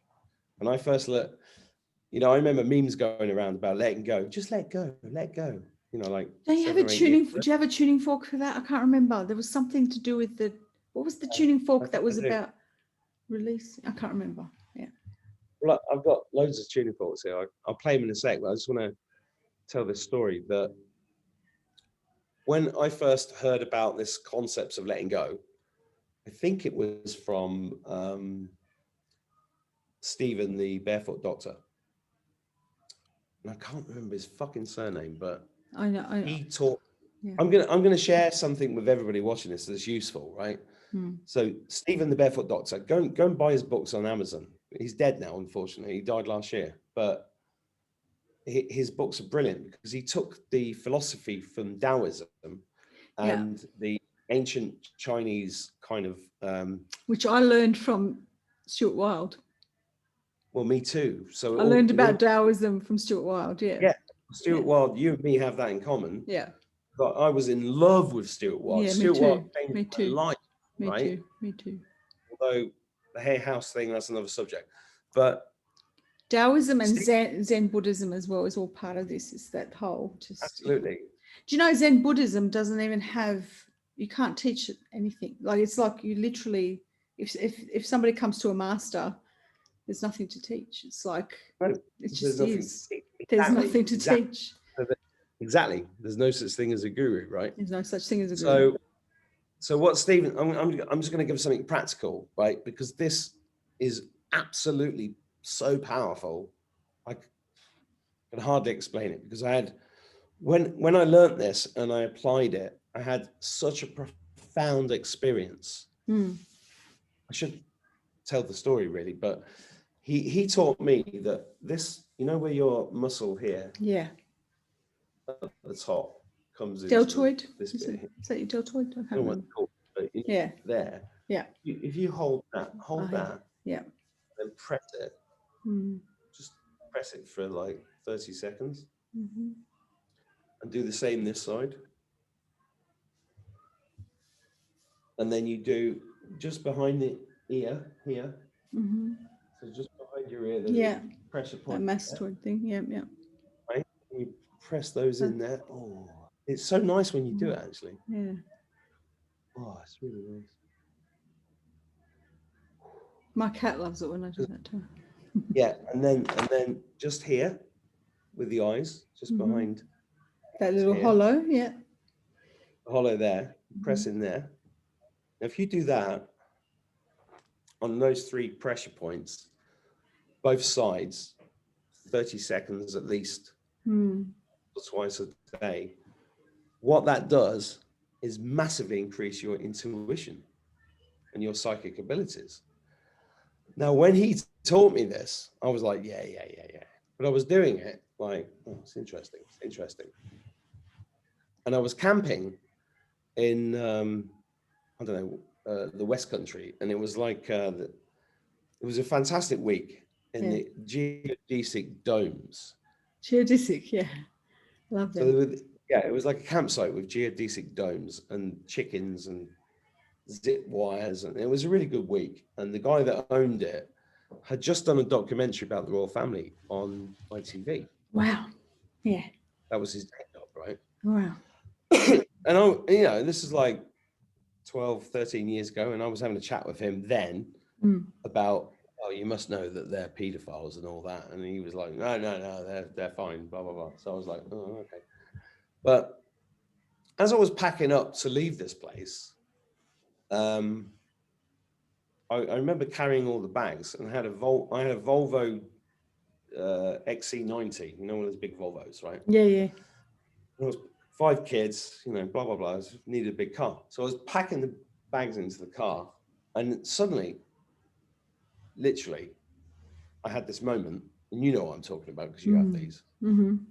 I suddenly stopped and went, and I had this flashback to to a restaurant in Birmingham called Mr. Egg, right? Mr. Egg was a restaurant in the middle of Birmingham near the I've just realised the five roundabout. We have them here too. Yeah. All the roundabouts are based upon ley lines and everything else. Yes. Right? Anyway, Mr. Egg was there, and it was like, the reason I remembered it is because I've been for a night out in Birmingham 20 years previously with my mate, and after the nightclub, we were hungry. We found this restaurant. I couldn't believe there was a restaurant serving eggs. That's why I remembered it. It wasn't just a kebab house. It's like, yes, my favorite restaurant of all time. Like eggs. Yes. I love eggs. Right? Yeah. So anyway, so I had this flashback to Mr. Egg. Yeah. And then we get in the car. Yeah. Start driving home, right? From the south to the north, because we're living in Manchester. So it was like a 200-mile drive. And then about half an hour later, get a phone call from the BBC. And the BBC, and I'm driving, my wife's in the car, and she answers the phone. And the BBC wants to talk about an issue relating to the skip hire industry. That's right. This is the skip hire story. Mm-hmm. Yeah, so I have a skip hire business, a national skip hire business. I published Skip Hire magazine. I created that magazine. So I'm the expert in skip hire as far as they're concerned. So they ring me. They speak to my wife. And then they said, right, there's this big tax coming in, huge tax coming in. Basically would wipe out the whole industry in a day. And they'd broken all the rules. To get the that government through. breaking all the rules. And they were going to bring it in that day. And the whole industry was freaking out. And they rang, and I was like, I didn't know anything about it. I just been on holiday for a week, right? Wow. So she's taking the call going, yeah.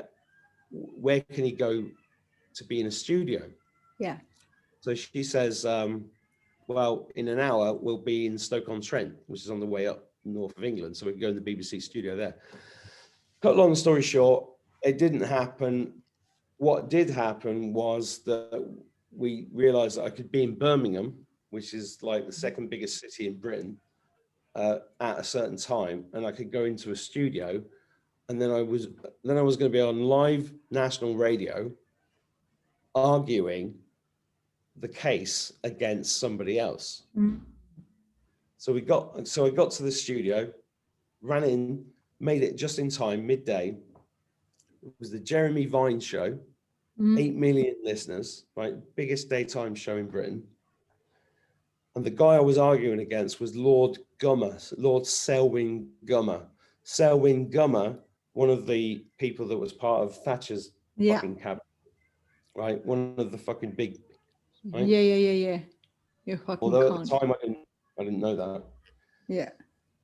And I as I was driving up, I prepared a little list of things, my case, because I know how to do media. Anyway, I got in there. I was put into a little room. I was on national radio. And then I had 5 minutes with this guy, and I just went blah, blah, blah. I totally demolished him. And then I came out, and I tell you what, the good thing about it was there was a Dalek in the foyer. That's right. Just between you and me. So I get in the car. Did you touch it? Did you go? Timey-wimey. Timey-wimey. Yeah. So we get in the car, right? And we're driving off. And there's a sign saying diversion. You have to go this way. So the car goes this way. My wife at the time was driving. Yeah. And then we go around this corner and I get this huge rush. Ooh. Huge rush, right? Like I'm sitting there in the car going, what the fuck is this? You earned your wings. And as we go around the corner, Mr. Egg. Ooh, Mr. Egg. And I'm like, Mr. Egg.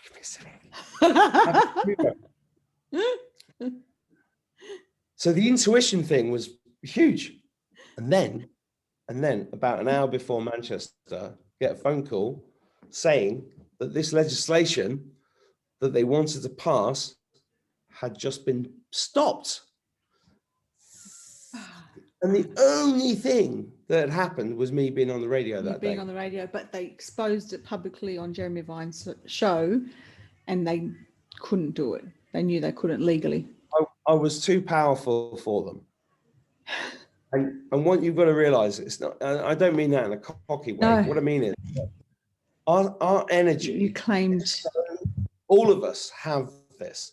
When you stand in your power, mm-hmm. you are incredibly powerful. And the only reason they have ever been successful at what they do is because we've allowed them to do it, which is exactly what's happening now. It's the elephant with the tether.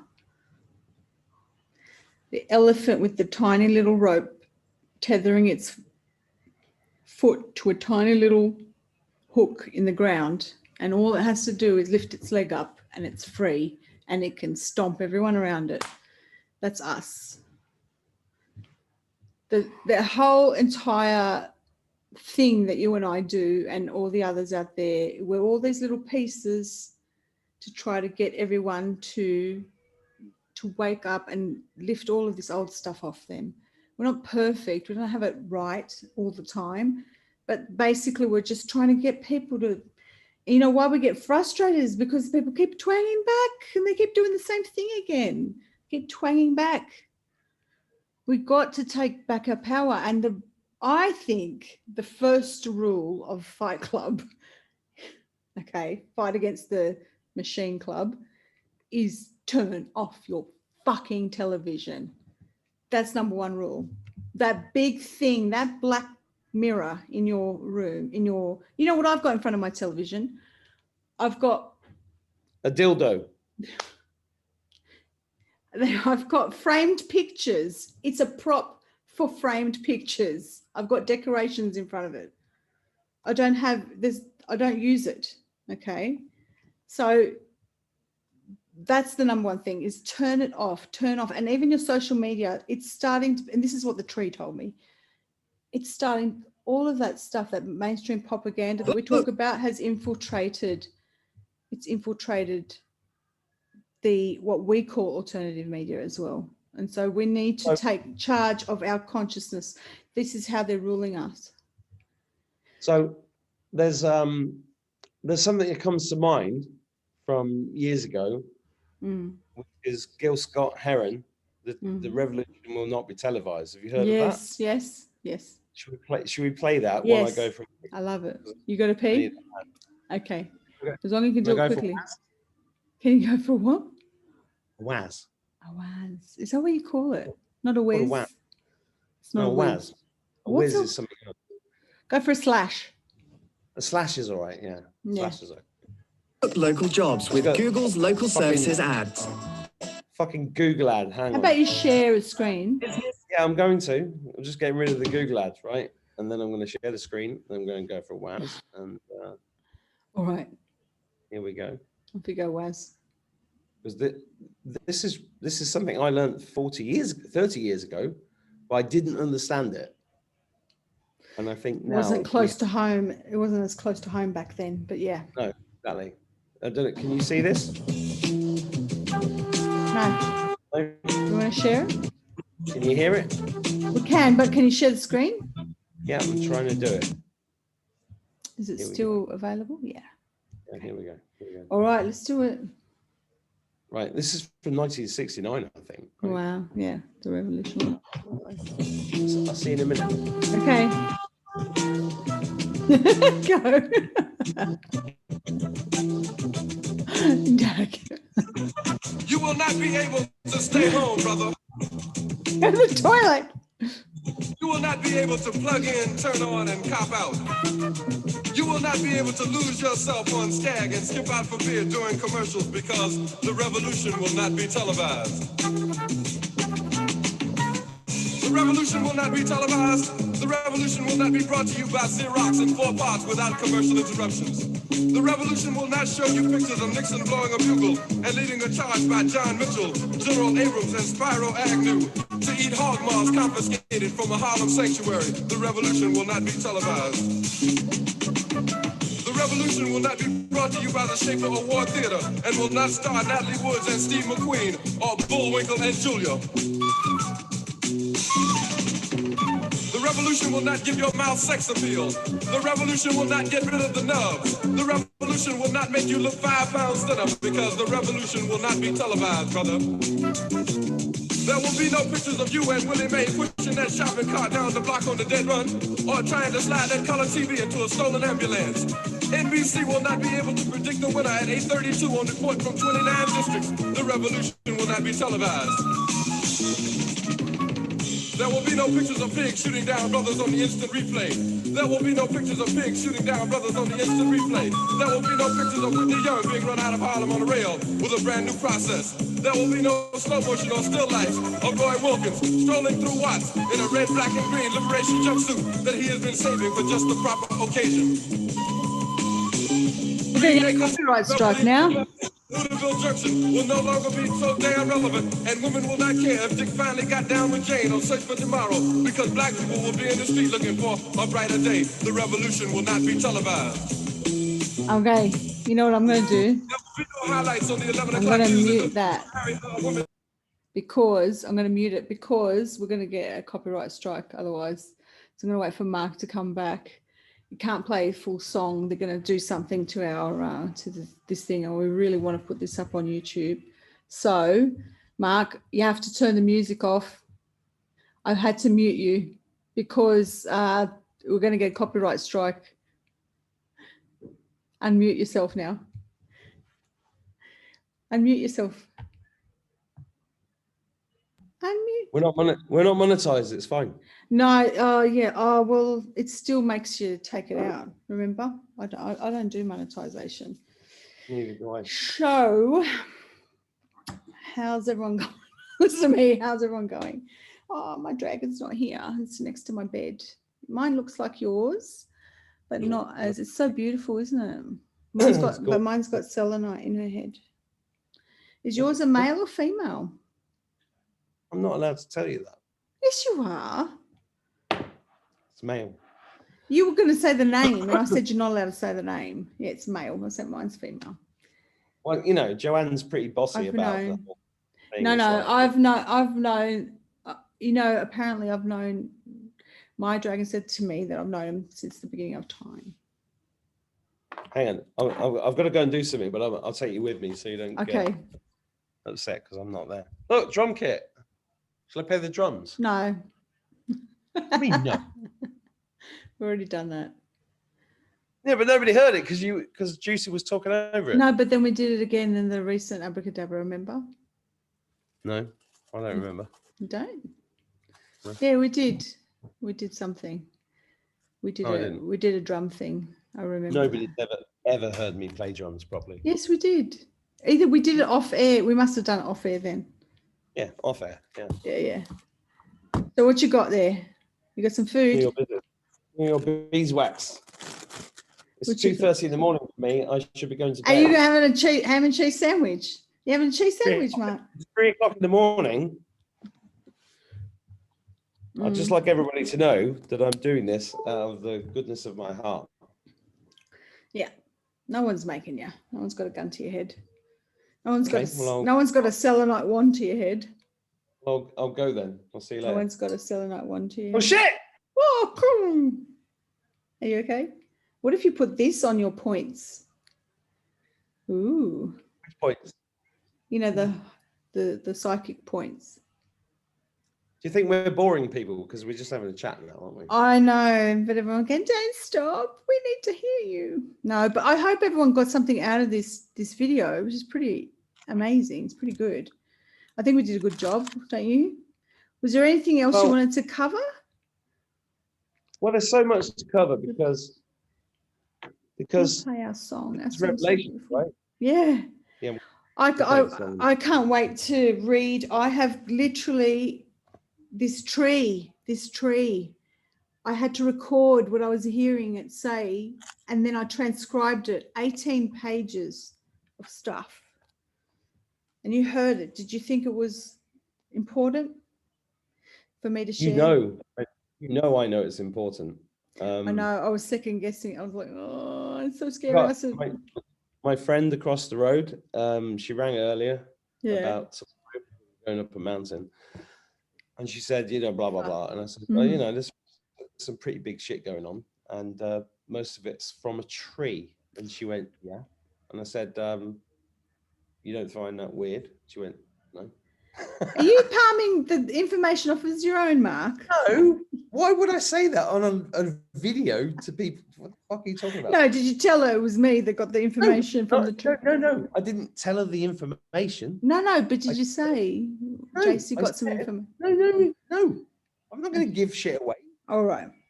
I just said there's Because some she knows me. She knows me. I know, but I said there's some very interesting information, but you need to understand that it's come from a tree. I didn't tell her what the information was.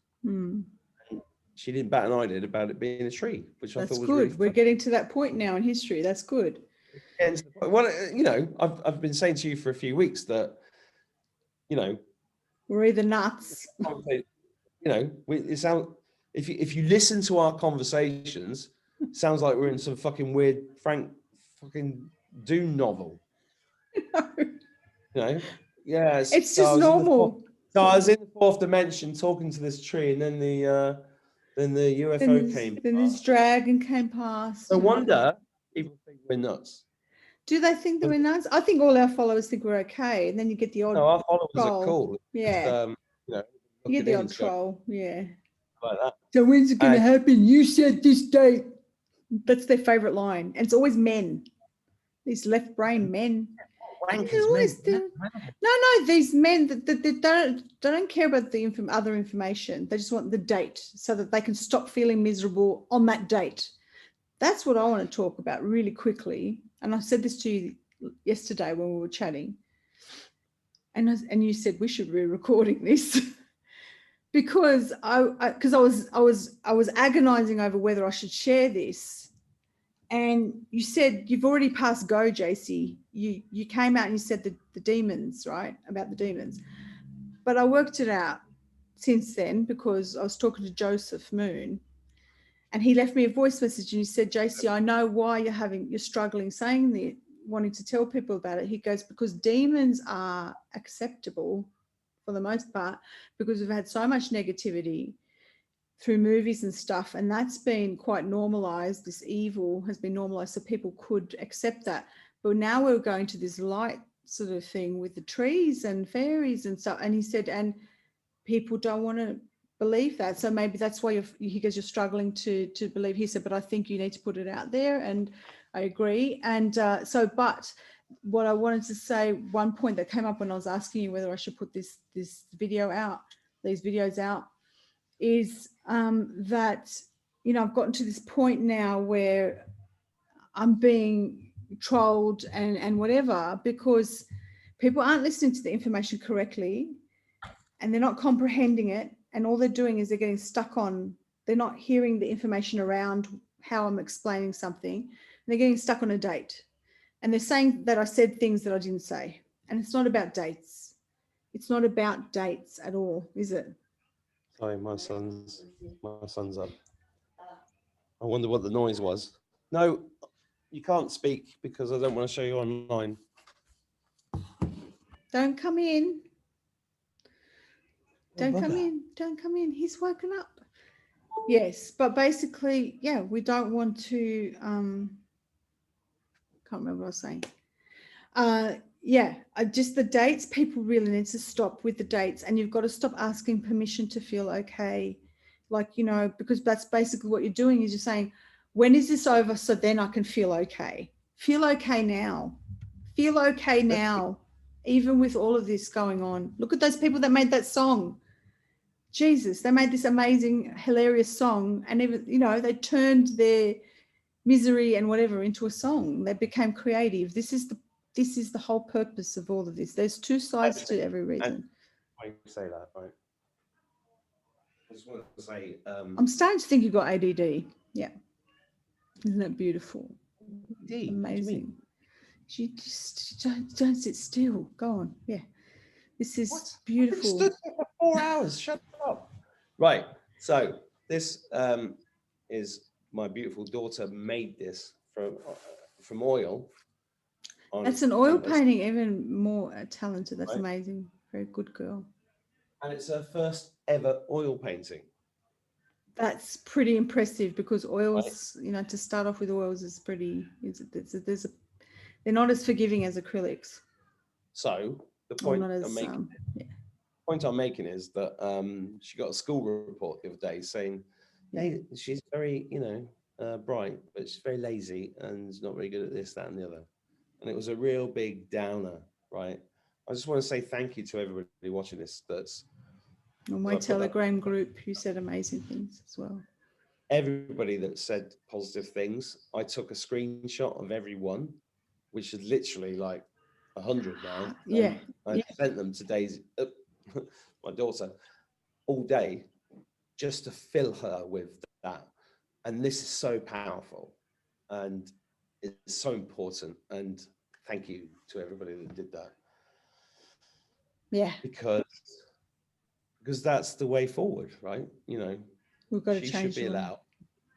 If she wants to stay up at 1 o'clock in the morning and do a painting till 7 a.m., she should be allowed to. That's the best time to paint. Do you know when you paint, you lose time? Best time to talk trees as well. It is.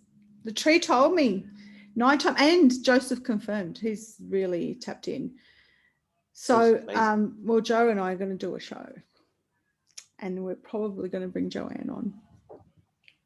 Yeah, and it's going to be magical. So yeah, nighttime the tree is the time for the tree because they're much more direct with their messages at night. So shall we conclude this beautiful video? I hope it's beautiful. It's kind of we talked about so much stuff. Basically, the conclusion is we need to create a new earth together, and we really need to get through all of this stuff. And we say this in every video, and you've got to work on yourself to do that. And we've got to clear the trauma. We've got to but you've also got to be like, you've also got to allow yourself to be yourself, right? Well, that's part of it. That's of course. Yeah, but you know, I think that's the major sticking point with a lot of people, is because they feel so guilty about something in their life, like they meet or they did something bad to somebody or they drink or whatever, you know, forget about it. God does not give a fuck. Well, that's why I am the way I am. I'm just blunt and I am who I am, and you're just going to have to take it. That's exactly. it. So should we play the song then? Yeah. Our song? Our song. Well, you know, the first song of many. Yeah. What? The 432 hertz one? Yeah, of course. Okay. I wish we could show. Could we show Joseph's film clip? Yeah, we can. Yeah. Can we do it? Reason why not. He said we could. Have you got it? Yeah, it's here somewhere. Hang on a sec. Why don't you chit chat while I look for it? I just want to know how I sent it to you because I'm pretty sure it was an email. Just look for if you can do a search, and I'll tell you what day. It was a couple of days ago. No, I've got it on the computer somewhere. Yeah. So, Joseph, we're going to show you a film clip. Even though this isn't the film clip, there will be a film clip, but this is amazing. Well, you know, this is like an early version. Joseph Moon did this, and we love you, Joseph. Thank you so much for doing this. But he's going to collaborate with Ciaran. They're getting along really well. Is it not doing good? Yeah, it's not. My page is unresponsive at the moment. Is your internet okay? I'm going to plug my thing in. Not the internet. It's not the internet. It's Chrome. Hang on. Okay, while you do that, I was just going to get something. I'll be right back. Yeah. So I'll just fill the space. Hello, everybody. I'm just here talking while Jace is not here. Here's an interesting couple of minutes of the man looking for something on an email. Give me a second and I'll find it. Bum, bum, bum, bum, bum. Hope you're all good. Yeah, here we go. I think I found it. Okay, nearly there. Yeah, here we go. I think I've got it. Google Drive can't scan for viruses. There's no such thing as a virus, Google Drive, you piece of shit. Oh no! Are you kidding? What? Is your computer not going to work? No, it's fine. It's downloaded. I'm just saying Google Drive can't scan for viruses, right? Ah. So I was doing a little gag about the fact there's no such thing as a virus. Yeah. And that's all part of the brainwashing. So it's just downloading. Ready to go. So what we're going to show you now is a non-official, it's like a sketch, but a sketch done by a beautiful soul called Joseph. Who most people who've watched my show, yeah. So Joseph Moon does tarot, and he's just he's psychic, he's very clued in, and he's from the north of Ireland, I think. Yeah, northwest. Northwest. Mm. Got some chlorophyll. I really can't wait. Joseph is amazing, and me and him have we've decided we're family. That's it. Talk to each other all the time, but and him and Joanne have a connection. It's just everyone's just all doing that. Well, that's the most amazing thing, right? Yeah. About all of this, right? The last year. Janie and Joseph. Joseph's like, me and Janie are like. Well, here's the most amazing thing, right? Yeah. These incredible people. I know. They're amazing. Protecting us, looking after us, helping. It's mind-blowing. So I found it. You ready? Yeah. All right, here we go. Here's Joseph. Mute myself. Joseph Moon's version. So your audio, make sure it's good so everyone can hear it. I'll do my best. Ready? Yeah.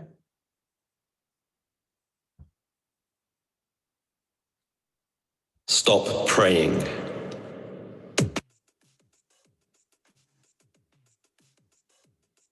What I want you to do is go out. That's not Joseph Moon's version. Turn, you're muted. It's a YouTube link. It's a YouTube link. That's Ciaran's version. Yes, it is. No, you've got to show. I know, but I downloaded it from Joseph's email. That's what's weird about it. Okay. No, he didn't send it. I sent it. So let's do this. I'm going to try and send it to you again. Okay, I'm going to find it because it's weird. Oh my God. Okay, I know where to find it and I'm going to send it to you. Okay, just talk and I'll get it because I'm pretty sure it's in my favorites. I just love it. I think I found it. I found it. Is it on your YouTube? Yeah. I've got it here. It should be 5 minutes and 12 seconds. I mean, Jesus, we've had so many months of. I'm going to send it to you, even if you don't, because I'm going to send it right now. I've got it. Definitely. Just got to download it. All right. Why do you have to download it if it's coming from YouTube? Oh, I've not got the YouTube one. No, get it from YouTube. Here we go. I'll just show you. Can you show from YouTube? Yeah. It's better to do it from YouTube. I'm sending it now. Well, you can share your screen. No, because my audio. Long story. I have to pull the microphone out and yeah. Okay. Have you emailed it to me? Yes. Okay. It's all there.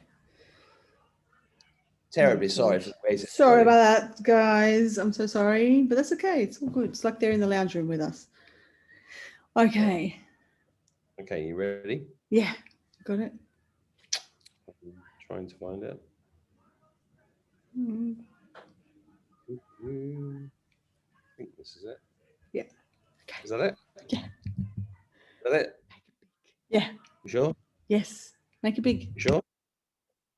Okay. There he is, Joseph Moon, definitely right. Okay, thank you, Joseph. Here we go. Stop praying.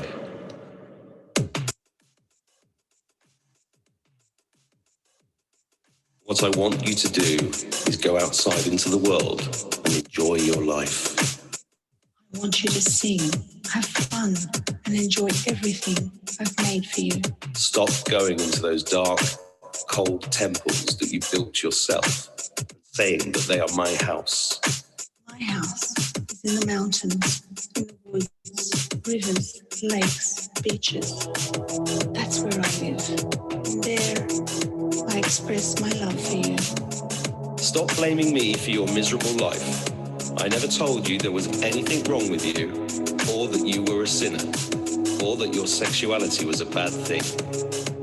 Sex is a gift I have given you, and with which you can express your love, your ecstasy, your joy. So don't blame me for everything that made you believe.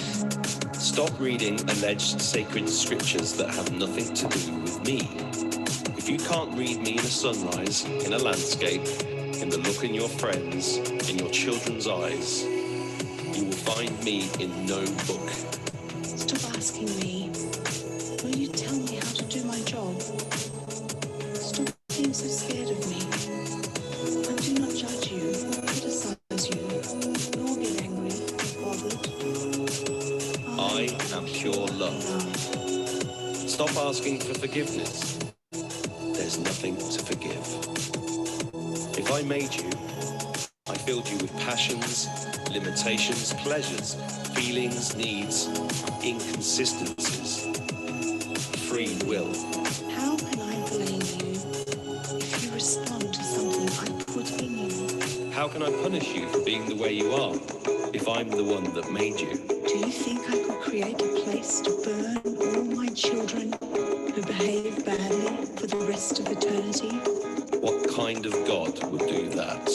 Respect your peers and don't do what you don't want for yourself. All I ask is that you pay attention in your life, that alertness is your guide. My beloved, this life is not a test, not a step on the way, not a rehearsal, nor a prelude to paradise. This life is the only thing here and now, and it is all you need. I have set you absolutely free. No prizes or punishments, no sins or virtues. No one carries a marker. No one keeps a record. You are absolutely free to create your life. Heaven or hell. I can't tell you if there's anything after this life, but I can give you a tip. Live as if there is not. As if this is your only chance to enjoy, to love, to exist. So if there's nothing after, then you will have enjoyed the opportunity I gave you. And if there is, rest assured that I won't ask if you behaved right or wrong. I'll ask, Did you like it? Did you have fun? What did you enjoy the most? What did you learn? Stop believing in me. Believing is assuming, guessing, imagining. I don't want you to believe in me. I want you to believe in you. I want you to feel me in you when you kiss your beloved, When you tuck in your child, when you caress your dog. when you bathe in the sea. Stop praising me. What kind of egomaniac God do you think I am? I'm bored being praised. I'm tired of being thanked.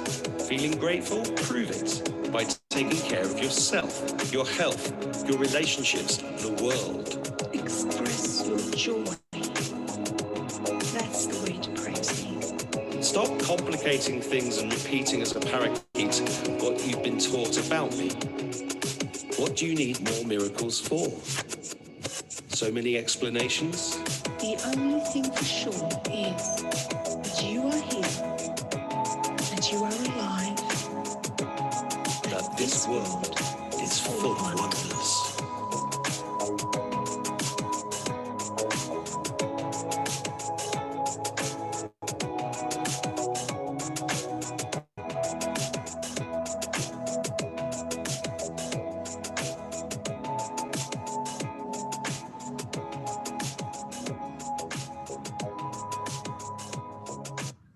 I love it. I love it. I love it so much. Oh, that's creepy. Isn't that great? Thank you, Joseph. Oh, thank you, Joseph, so much. Thank you for helping out. All right. We need to end this. This has been 2.5 hours, I think. What? I think it has. Jesus Christ almighty. I need to go change my daughter. Why? Do you want a new daughter? Yeah, I need to go change her. Oh, this is dad. My son just came down. He's going blah blah blah. And I'm like, and you're going, go to sleep. 3 o'clock in the morning. That's cute though. But they're on school holidays and it's all good. And tomorrow's Good Friday and today's the 1st of April. No, tomorrow's Good Friday for you. Tomorrow's Thursday. Today's Thursday. Anyway. Today's Thursday. Shit, we just talked for 2.5 hours. We talked for longer than that because we were talking before. As soon as I woke up, we've been talking. Did you want to tell everyone about our 12-hour conversation? You're not going to put this on YouTube, right? Yes, I am. No, this is private. This is a private chat. What? You want me to stop recording? No, I mean, seriously, you know, I'm smoking and I'm No, dancing. are you joking? Of course we're going to put it. Yes, we can. Because you're being yourself. And you literally just said to everyone, we should be ourselves. No, I think everybody should just pretend, you know. Lie, cover up and pretend you don't smoke and pretend you don't have tits and pretend you don't wear makeup and pretend you don't. You say I've got tits. You do. They're beautiful tits. They're lovely. Did you just tweaking thing? Yeah. I'm doing this is my impression of Andrew Cuomo. I don't, because I can actually feel that. But you can feel my tits. Yeah, I can feel the tingly. It's weird. It's like weird, huh? You're weird. All right. See you later, guys. Bye. I can press stop.